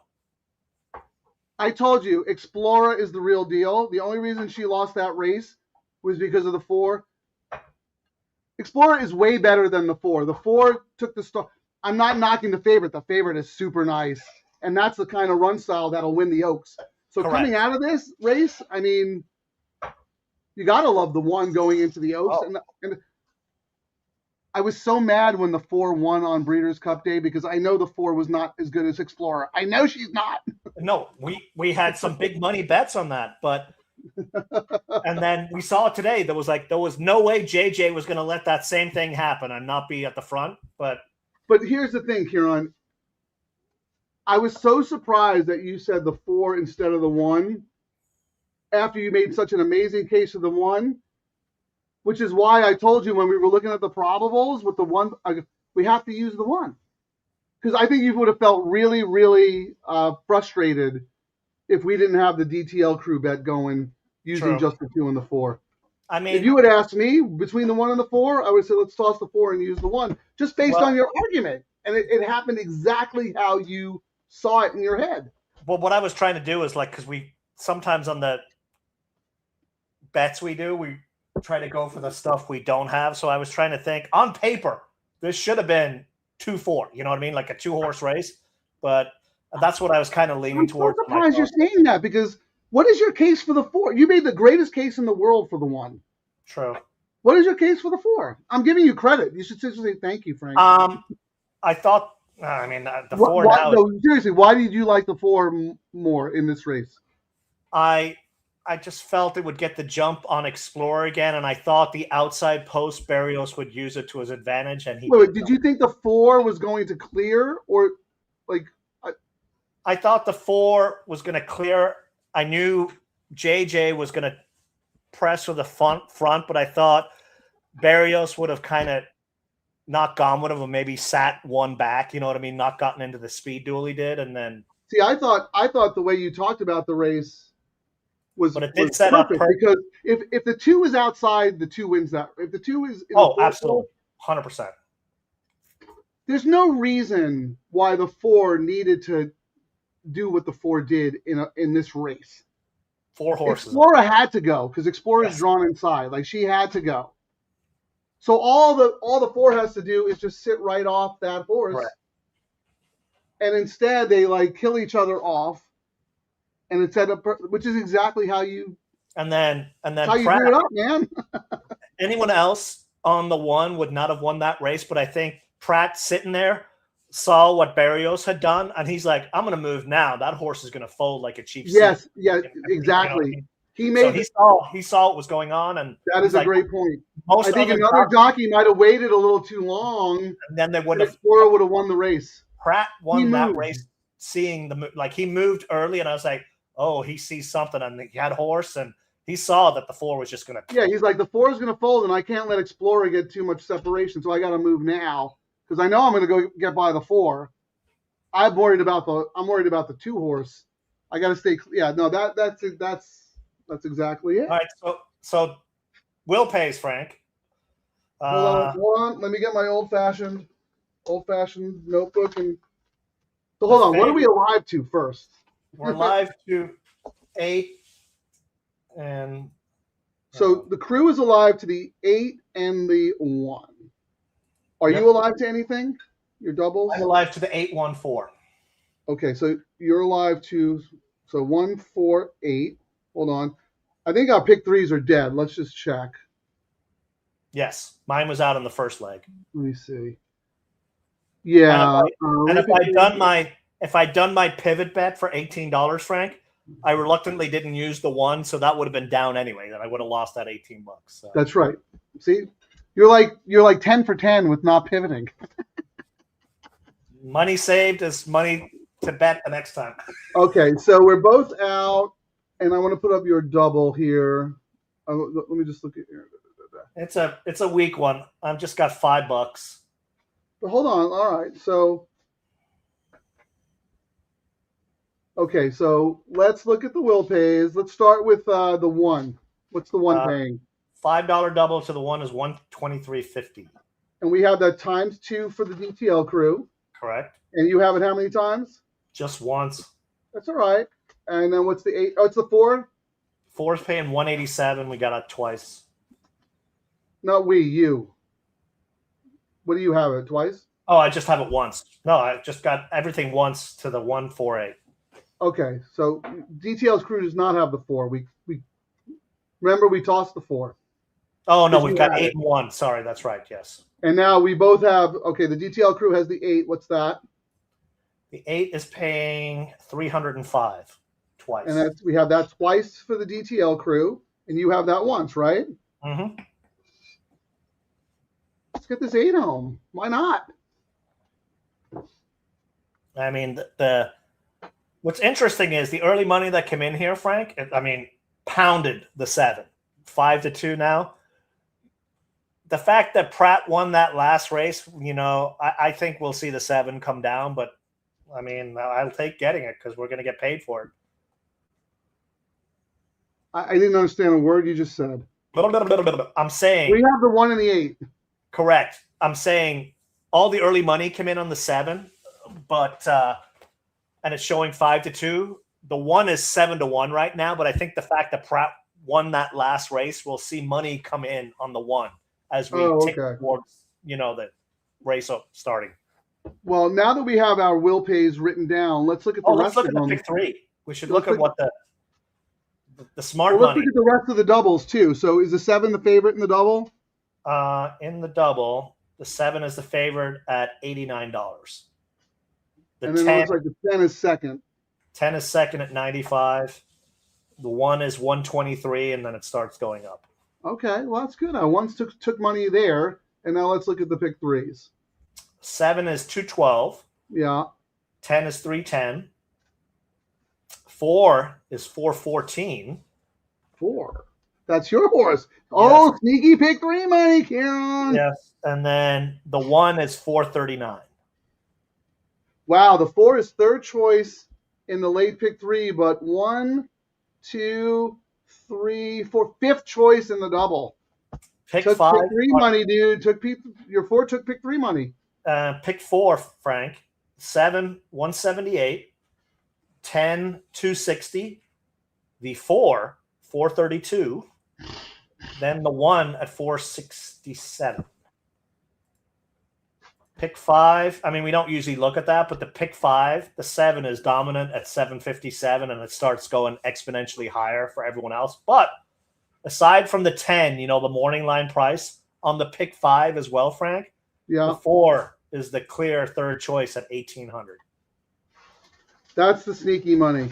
Yes, and looking at that is the sneaky money. They don't put it in the double because you could look at the probables and see that the horse is getting bet. They bury it in the pick 3 and the pick 5. I think we have carryovers in the pick 6 because we got a lot of horses paying the same amount. I can check real quick. Hold on. Guess what the lowest pays on the pick 6 are? The 4 and the 10 at 12,008. No carries. So that I can see. Oh wait, hold on. Well, the pick 6 right now, 4 is paying 12,800. 10 is paying 12,800. And then it goes up to the 1, 7, and 11 are paying 19,243.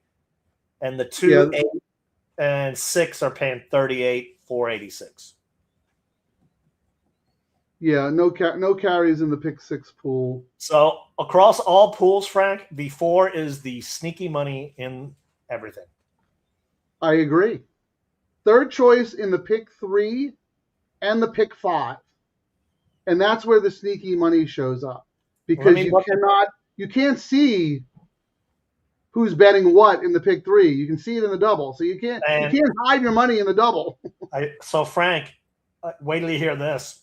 So the all turf, I'm actually kind of shocked at the pace, but the all turf 7, 241. Wow.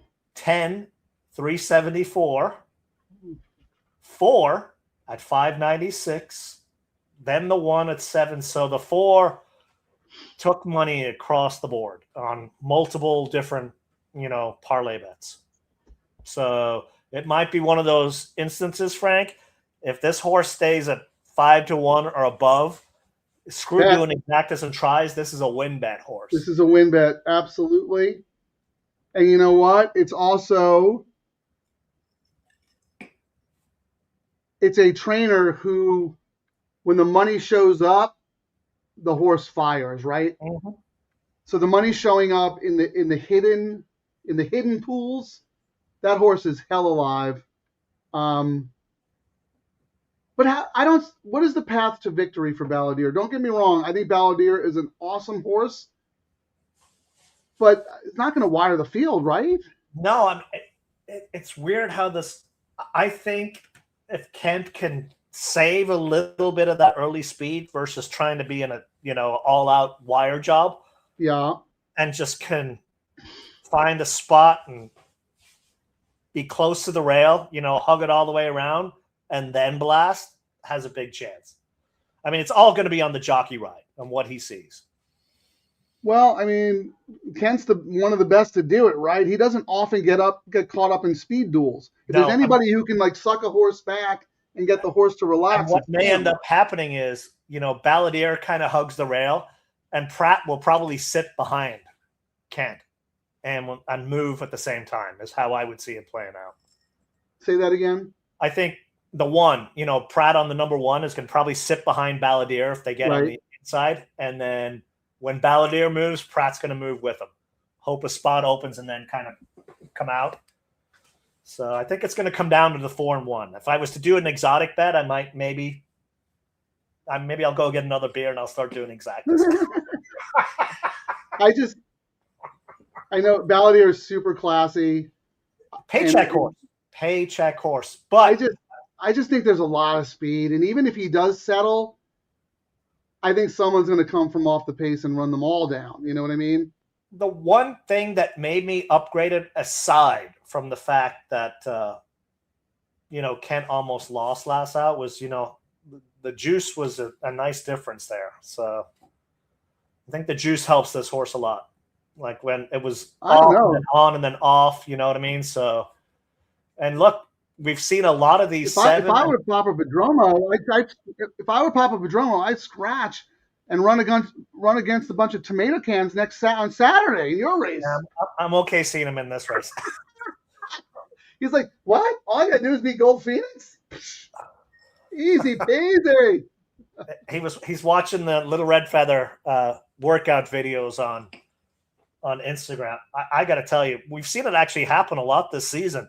These older horses are running very, very well. We've seen lots of 6 and 7-year-old horses do pretty well. I mean, you usually discount them. I'm going to tell you right now. I mean, someone who's got their bingo card, if Kieran says Gold Phoenix on the show, oh, there we go. We got to mention. The horse is never training better than he did when he was 5. Kieran, they're race horses. Yeah. I mean, their peak form is when they're 5 years old. It's ridiculous.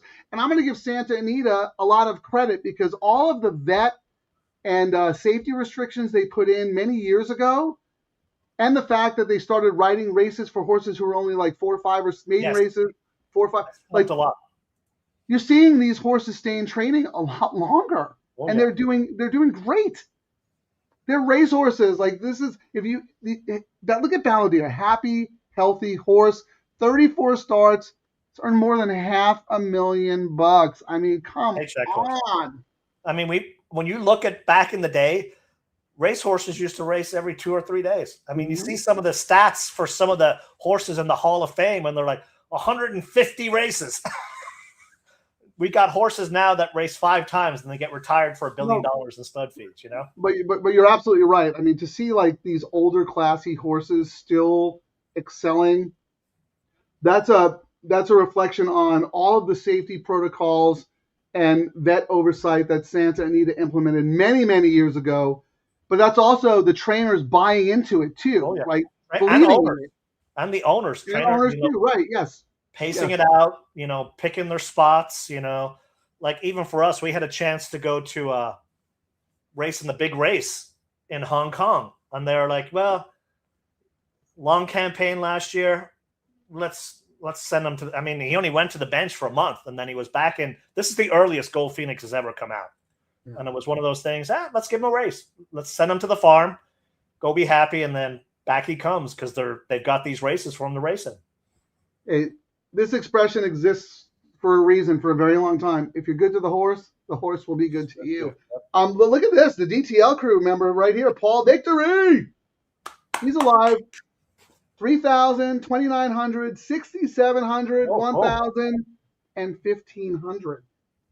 Does he have our 8? He does. Yes, he does. Yes, he does. 8 wins, we all win. Paul, awesome handicapping.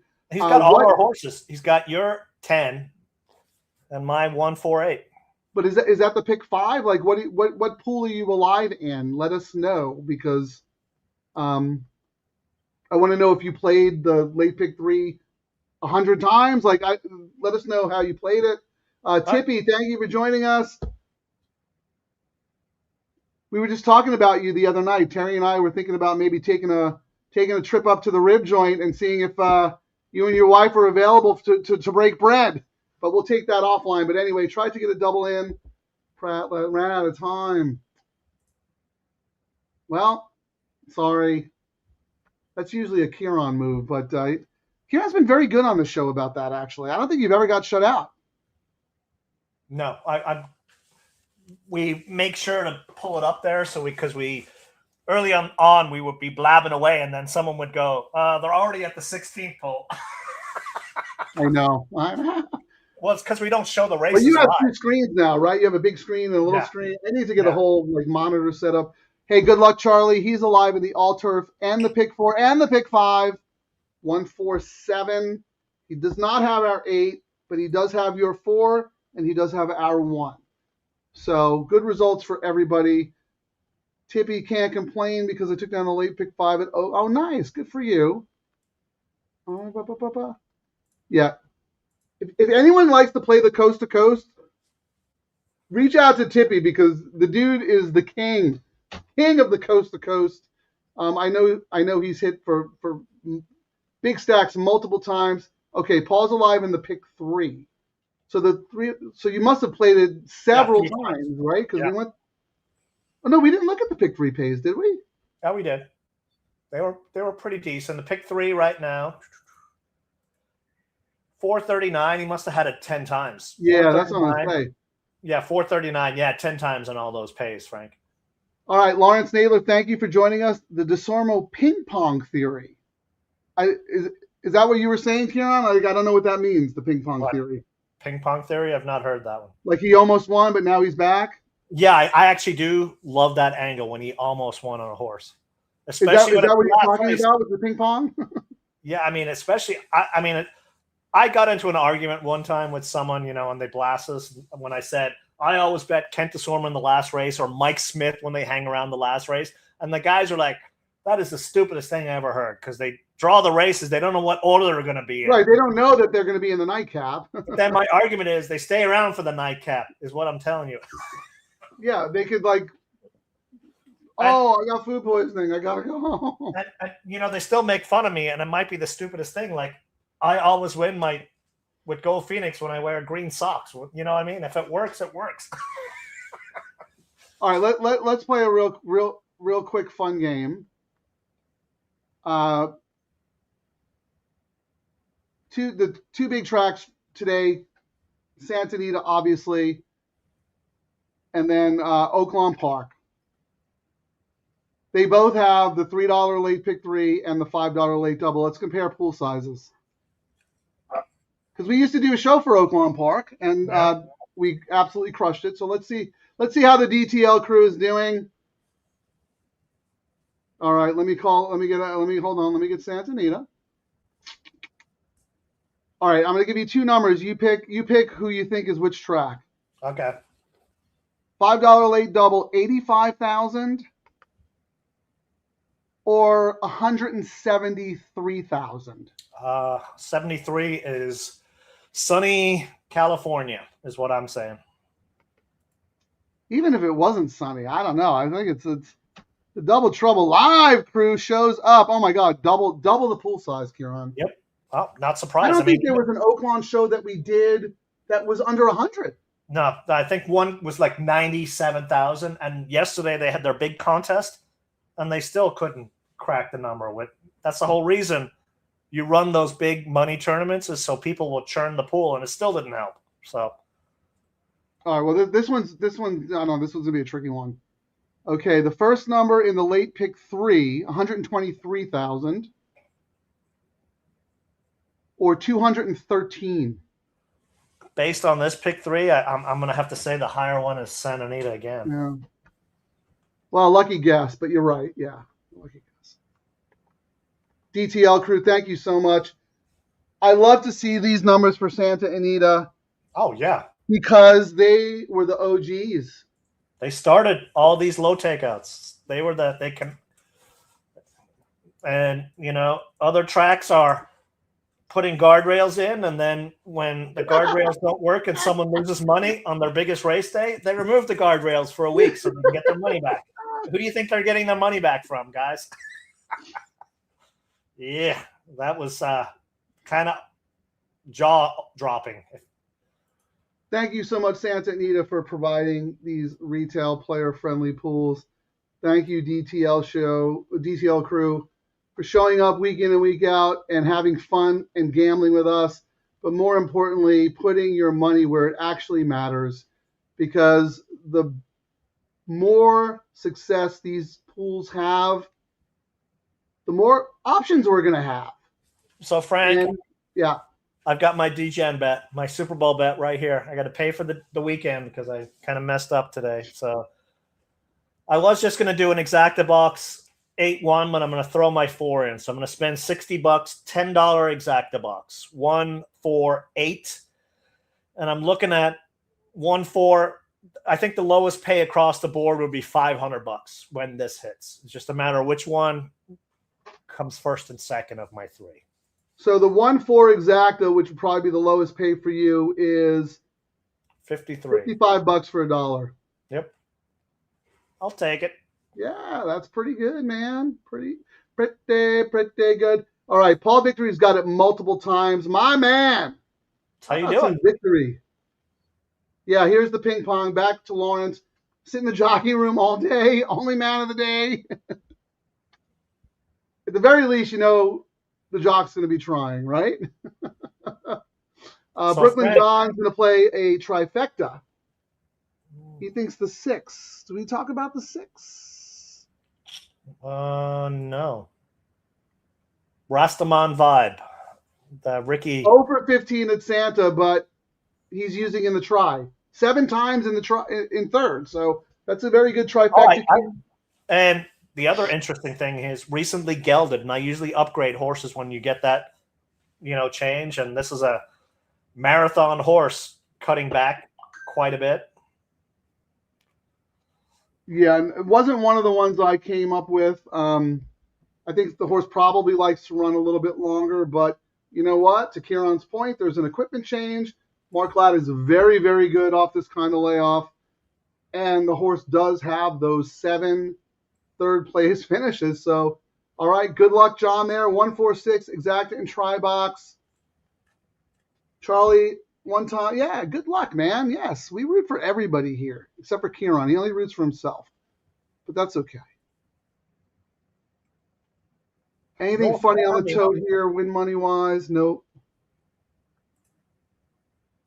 Favorites 2-1, Genius Jimmy. Honduras 7-2. I was just logging into ExpressBet to see if I could see what the will pays were on, or the pool total for the all turf. I was curious over last year. We actually weren't going to do a show this year. We were like, everyone's going to be busy drinking and not gambling. But then the bosses of us said, it's crazy. So then we're like, all right, let's just look at the numbers from last year. And we went, okay. Oh, people actually do bet. We asked Shannon and Terry, and they were both like, Are you of course crazy? you're doing a show. What are you, stupid? We're like, I guess we're 80,000. 80,000? 80,000. I'm surprised. That's a little Could do better, DTL crew. Come on. Yeah. I think last year it was 90. Yeah. But the other pools blew them away. Like last year, the pick 3 was 190. Last year, the double was 157. All right, so Karen, we have 2 goals. We got to get our YouTube up to 500 subscribers, and we have to get the all turf up to over 100,000 soon. Yes, and but I think your point is being proven correctly that people are seeing the like 270. Yeah, that's why they're still going, well, I'll save my money for the late pick 3. Correct. We need like 14,000. We need one of that those blows it out of the water. A couple of those will jump it up big time. Or better yet, tie them, handcuff it to the turf pick 5, middle pick 5, the middle double trouble live pick 5. How about that? All right, Balladeer, are you going to do the win bet, Frank? I did my What's exacta. I might just do a win bet too. It's higher than what we thought it was going to be. I'm not. I don't like Balladeer. I'll root for you, but I don't like Balladeer here. Oh, we're off, Frank. All right, good luck, everybody.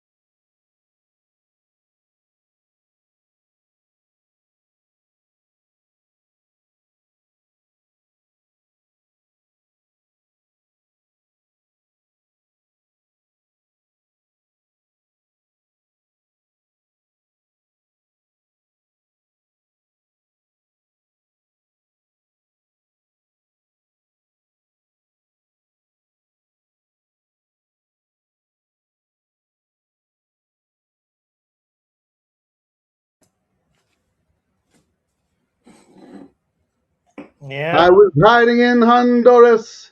I'm a desperate man. Morning St. Louis line. Guns and Money, man. Lauren Zevon. Kieran. Morning line. First and second choices. First and second. Here's the thing, Kieran. I love hiding in Honduras. I bet that horse last time and did okay. Love Jonathan Thomas, one of the best trainers from the East Coast who sends horses out here. I don't know if you remember this, Kieran, but it was me, you, and our good friend Mark Hackworth, and we were playing the Del Mar Fall Contest. And we had one bet that we wanted to absolutely that's right. crush. Yes. We That wanted was to bet Matticat Road Yes. into the Hiding in Honduras double. That was our whole day. Correct. We wake up that morning, Matticat Road scratches, and we go, okay, well, no problem. We'll pivot. We're all in on everything to Hiding in Honduras. They get to the gate. What happens? He dumps the jock, takes off. And he was like 10-1 that day. He was a great price. So what happens? He comes back. We can't make any money on him. The whole tournament's screwed because it was the last race of the day. And we were waiting for it. We got refunded. Yeah, but we also had to we had canceled all our tickets and had to rebet. We had multiple different trifectas and everything keyed around them. We had doubles going into them. We got consolation money. It was horrible. No, but the only way that was on one ticket. On the other ticket, the only way that we could actually win was to rebet. And we were forced to bet horses we didn't like. So what has he done since, Kieran? Comes back. Oh, he only wins the Mathis Brothers Mile at 9-1. Thank you. Stakes race, grade 2. And then he wins this. Yeah. We might have been off the grid and living in Hawaii if he didn't dump the jock that day. I will say I'm a little disappointed that Kent went to the freaking lead like that again versus chilling back, but I guess that's the way the horse runs, man. I don't know. The Pratt horse was a little shocking to me. 8 miles back and did nothing. My A is 7-10. Finished 1-2. Can't capitalize. I didn't have Explorer. And then when we did the community double, no bueno. Maybe we should, Kieran, let's throw this out there. Before we go on the show, you know how sometimes we come on a little early and we're just catching up or whatever. Let's map out a community double beforehand just to kind of have an idea. No, we could always email. We don't have enough time to talk about the horses that we like and the right combinations. So if we have it prepared, then we can pivot live. I know what we can do. I'll set up a shared Google Docs that you can work on when it's 2 a.m. and I can work on as well, and we can add our notes to it and then go from there. We'll have something prepped. Let's start doing that. I don't mind the idea. Because I almost kind of feel like we could – I mean, we looked at it and it wasn't paying enough for us to do it. And so I'm not going to say we would have done it, but it'd be nice to at least know that it was a possibility. And I think a new change we should make for Friday's show, Frank, is we've been doing the community ticket as a double. Let's do an all-turf community ticket. We could do that too. So I like it. We want to juice the all-turf, so let's I like it. All right, see. All right, let's look at Paul Victory right here. Look at our man. 1,500. Anybody else out there has a nice ticket? What did John Allwell have in his trifecta? I know he used Rossaman Vibe in third, but did that horse come in? Let me see. Let me keep rolling here. Oh, look at this. Nice for Tippy to say good luck, Paul. Got it done. Rib joint. All right. I'm gonna have Terry reach out and we'll set something up. It's so nice to see Paul Victory hit that. Very, very happy. So John had the 1-4-6. What was the final order of finish, Kieran? 10-7-4. 10-7-4. Okay. Trifecta paid $112. Exact only paid $16. So race 9 was 10-7-4? Correct. You sure? 100%? That's official. I'm looking at the results right here. Because our friends in South America want to know 10-7-4 what? 10-7-4-3-6. 3-6.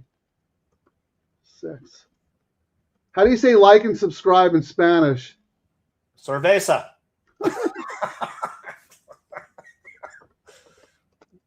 Like and subscribe. You know what? I'm going to do a Spanish. I did have a Spanish song made. I deleted them today because I wasn't sure if it actually wrote the song the way I said to write it, and I didn't want to offend anyone. Yeah. That's what they say. Curse words in Spanish after that, right? That's very funny, Kieran. Well, our picks today, Frank, this was our picks today. Horrible. Horror movie picks. I don't know. I might have to start handicapping a track that I'm not that in, go back to. No. I've been cold, dude. I am ice cold. This is what we're going to do for the next show, Frank, on our spreadsheet. First number we're going to bet. Here's Andy Big Tickets, MVP of the show here. He gave out the all-turf pick 3 at the start of the show. See you back on Friday. Maybe Kieran should go back to starting his handicapping process on the last race and working backwards. Yes, I have actually changed it to starting at the all-turf in the first race, actually. So that's a good point. So have I. Yes, I focused on the all-turf in the first race. But yes, that's a good suggestion. Go back, because that's what we were doing. Yeah, no, you're right. Down at the beach, we started with the last race, and then we went. It was the last two, so we started with. Oh, Andy, MVP of the show. Congratulations for hitting. Thank you so much for you, Chris Podratz, and a couple other people. Kieran's pool analysis, putting everybody on the 2 in the stakes race in the middle leg of the late pick 3. And thank you for sharing your plays and your tickets throughout. This is what it's all about. Sharing information and betting together as a community. Thank you so much, Andy. Really appreciate that. Let's do our parlay payout so we can prove to everyone that it, yet again, is worthwhile betting these low takeouts. Are you ready? What do you type in so I can do it and see if Grok comes up with the same numbers, Frank? What exactly do you know what? I actually had to teach Grok how to do it. What does I did it with them because I paid for a subscription and they were completely wrong. And I was like, Grok? And they're like, oh, you're right. My mistake was not halving it and going. It was really funny. So we'll see if it comes up with the same. So all I do, I go to ChatGPT, calculate. What do you want to do first? We'll do the pick 3. Calculate a $3 win parlay with horses that paid. You have the prices? $840. $840. Yep. With $780. With. I just do $840, $780. Oh, okay. Don't do with. Just do it. $840, $780, and how much? $920. So let me read it again. Calculate a $3 win parlay with horses that paid $840, $780, and $920. Mm-hmm.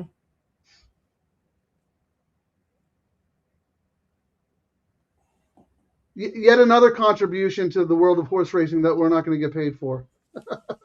Teaching Grok how to do parlays. My Grok says 226.04. What did yours say? Courtesy of me, yes. 226.04. All right, and the actual pay was $310. So you got $90 more, essentially what, 45%, give or take a percent, doing the low takeout. You know, if you have that 50 times, 45% more on your overall. If you had convinced, I mean, we've even talked about when people look at some of these sequences and go, 4 and 5 horse fields, I'm not going to bet that track. Well, why are you not going to bet it? Well, it's going to be a favorite on favorite. Well, then hammer the double if you're so convinced, because it's going to pay more because it's $5 and it's low takeout. You're getting extra action because of it. All right, you ready for the double? If you don't want to bet it because it's a 23% takeout, I understand. You can never win. But it's a 15% takeout. You can win. Yes. All right. So on the show, when we're convicted and I do one of my $50 doubles, like even the one I won on Friday, paid $330 for the 50. It wasn't too shabby. It paid for the day, you know? See, this is the problem, Kieran. We're like brainwashed and conditioned to think. I always expect getting the worst of it. Like, that's actually really good. And you're like, it was only this. No, that's great.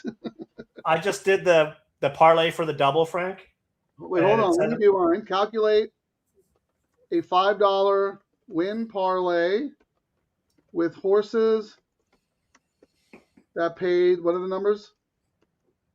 780 and 920. 780 and 9. What do you got? 89.70. Yep. And it paid $95.50, so you got $6 more than you should have, which is the difference on the low takeout. So you got another $6 on your $5 bet because of the low takeout.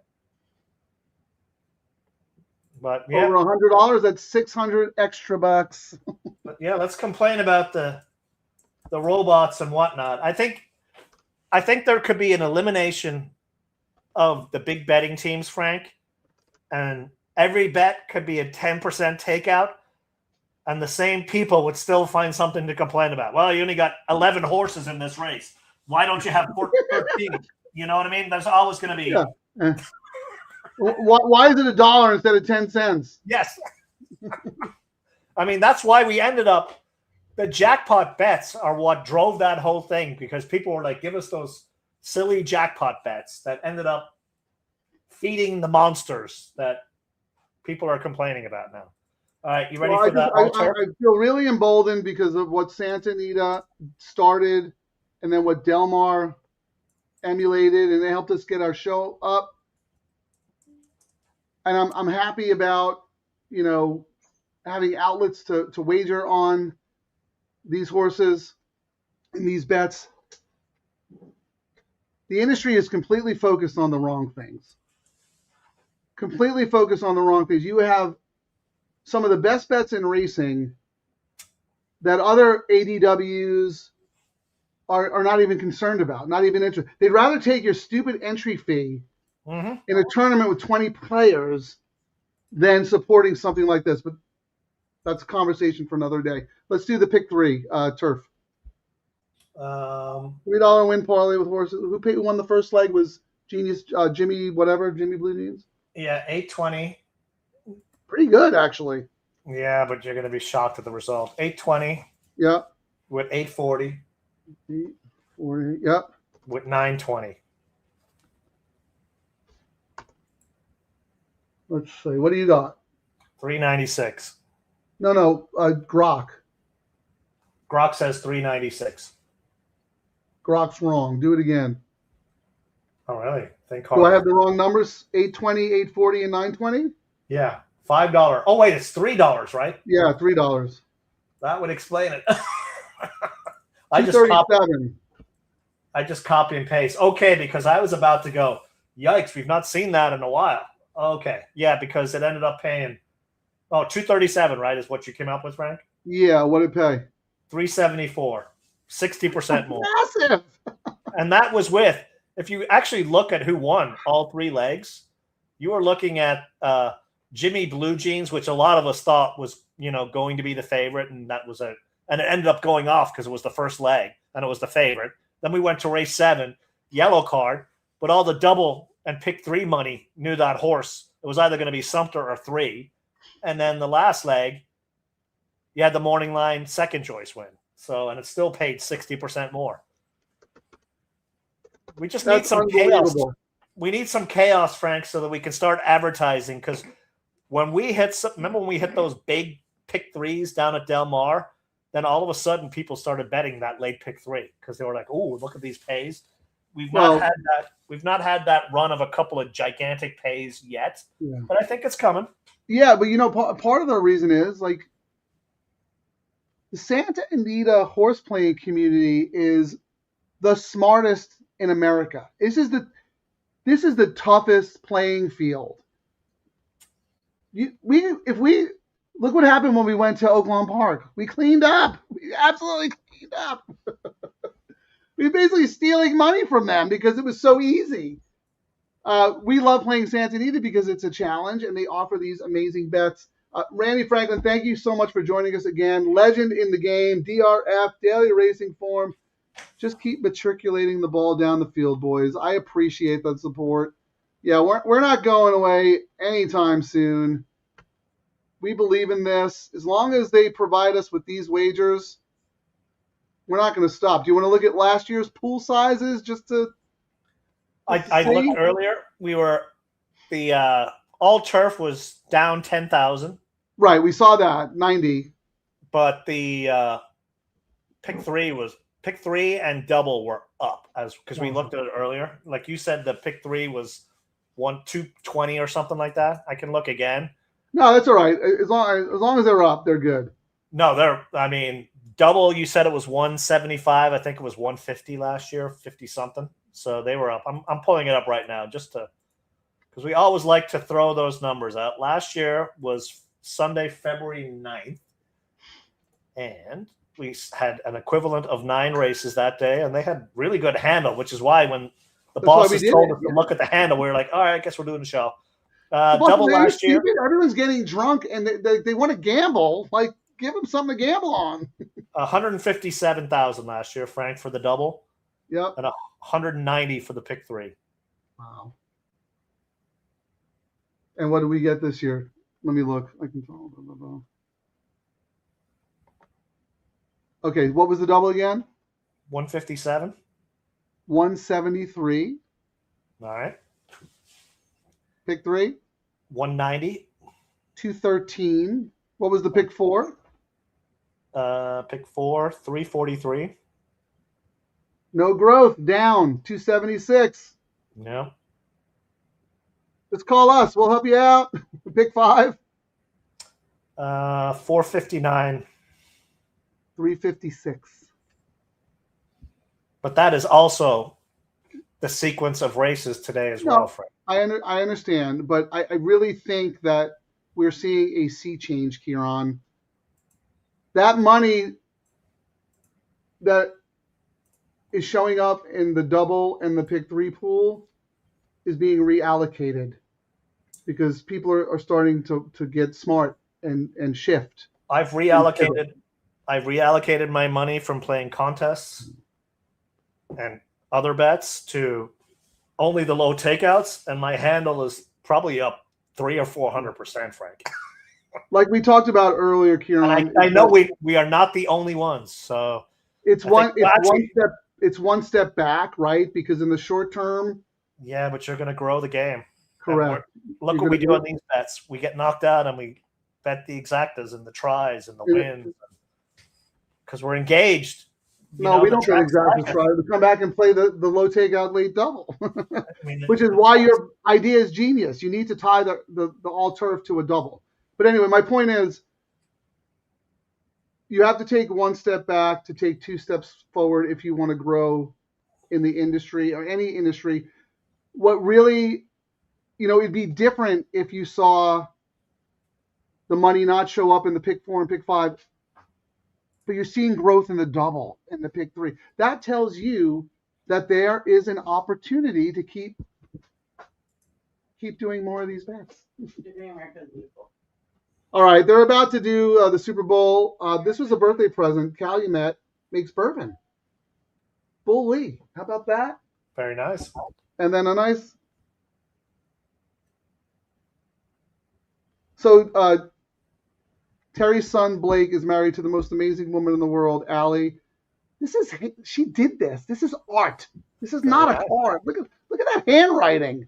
I mean, Frank was born on Groundhog Day. This was the video I threw up. Let's race this groundhog. Go, little guy, go. Faster, groundhog. You're catching up. Woohoo! You know what, Kieran? Next year at this time, Santa Anita is going to run during the Super Bowl and offer nothing but low takeout wagers, and we're going to just crush everybody. What's a Super Bowl? They should do an ad and spend some money. I mean, at least do some on some of the East Coast publications, but spend some money. I mean, DraftKings and all these guys are going to have ads up the wazoo. They should have a bet. We don't cap you. Bet as much as you want and be the smartest guy in the place. Come bet the horses. I mean, we don't see any advertising like that. People are betting on predict. There's going to be more money today before they shut that down as well. I think I read somewhere earlier they've already bet $250 million on the prediction markets on the Super Bowl. How the casinos and sports books and tribes are letting this happen. I mean, more people are betting on prediction markets now. I mean, we probably see that soon where we're doing horse betting on prediction markets till they shut it down. But it's people are getting capped. They're like, why should I bet when you won't let me bet more than $50 because I win? You only let me bet more when I'm losing. Not in horse racing. Bet as much as you want. Things are changing. The suits are starting to realize that we have to do more gambling and less handicapping. More gambling. Yeah. We pivoted to the information we had. You have to have a roadmap and then take the information that's live. And anyone who, a publicly traded company who bet the farm on growing the tournament space, good luck with that. We want to bet our monies in real time in the real pool. We don't want to pay entry fees. We don't want to get double dipped on takeout. Anyway. So which song am I leaving with, Frank? The new one I came up with? Which one? Take The us Super out, Bowl yeah. one or the other one? Which one do you Good want? luck. Thanks everybody for joining us. Good luck in the Super Bowl. Have fun. We'll be back next week. Love you guys. Whoops, I'm wrong in one. Santa Anita, wallet already on life support. They hit me with that low takeout, now I'm feeling kinda sport. 15%, bro, that's basically free money. I'm about to turn $11 into a yacht by Monday. Low takeout best, cha-ching. Double trouble, I'm doing this thing, my pocket's doing the running, man. Low takeout best, what? Bookies crying in the can. Low takeout, baby, 3 straight lawns. If this thing hits, I'm buying the whole damn barn. Grass to grass, no dirt in my life. I'm so all turf, I might start photosynthesize. Santa Anita, low takeout got me acting unwise. Told my wife, babe, I'm rich, now she want alimony twice. Double trouble on the mic, we causing a scene. Low takeout was all turf, a retirement dream. If we hit this pick 3, tell the valet keep the change. We're reading lobster tonight on a $12 range. Boom! Thank you, Santa Anita, good night.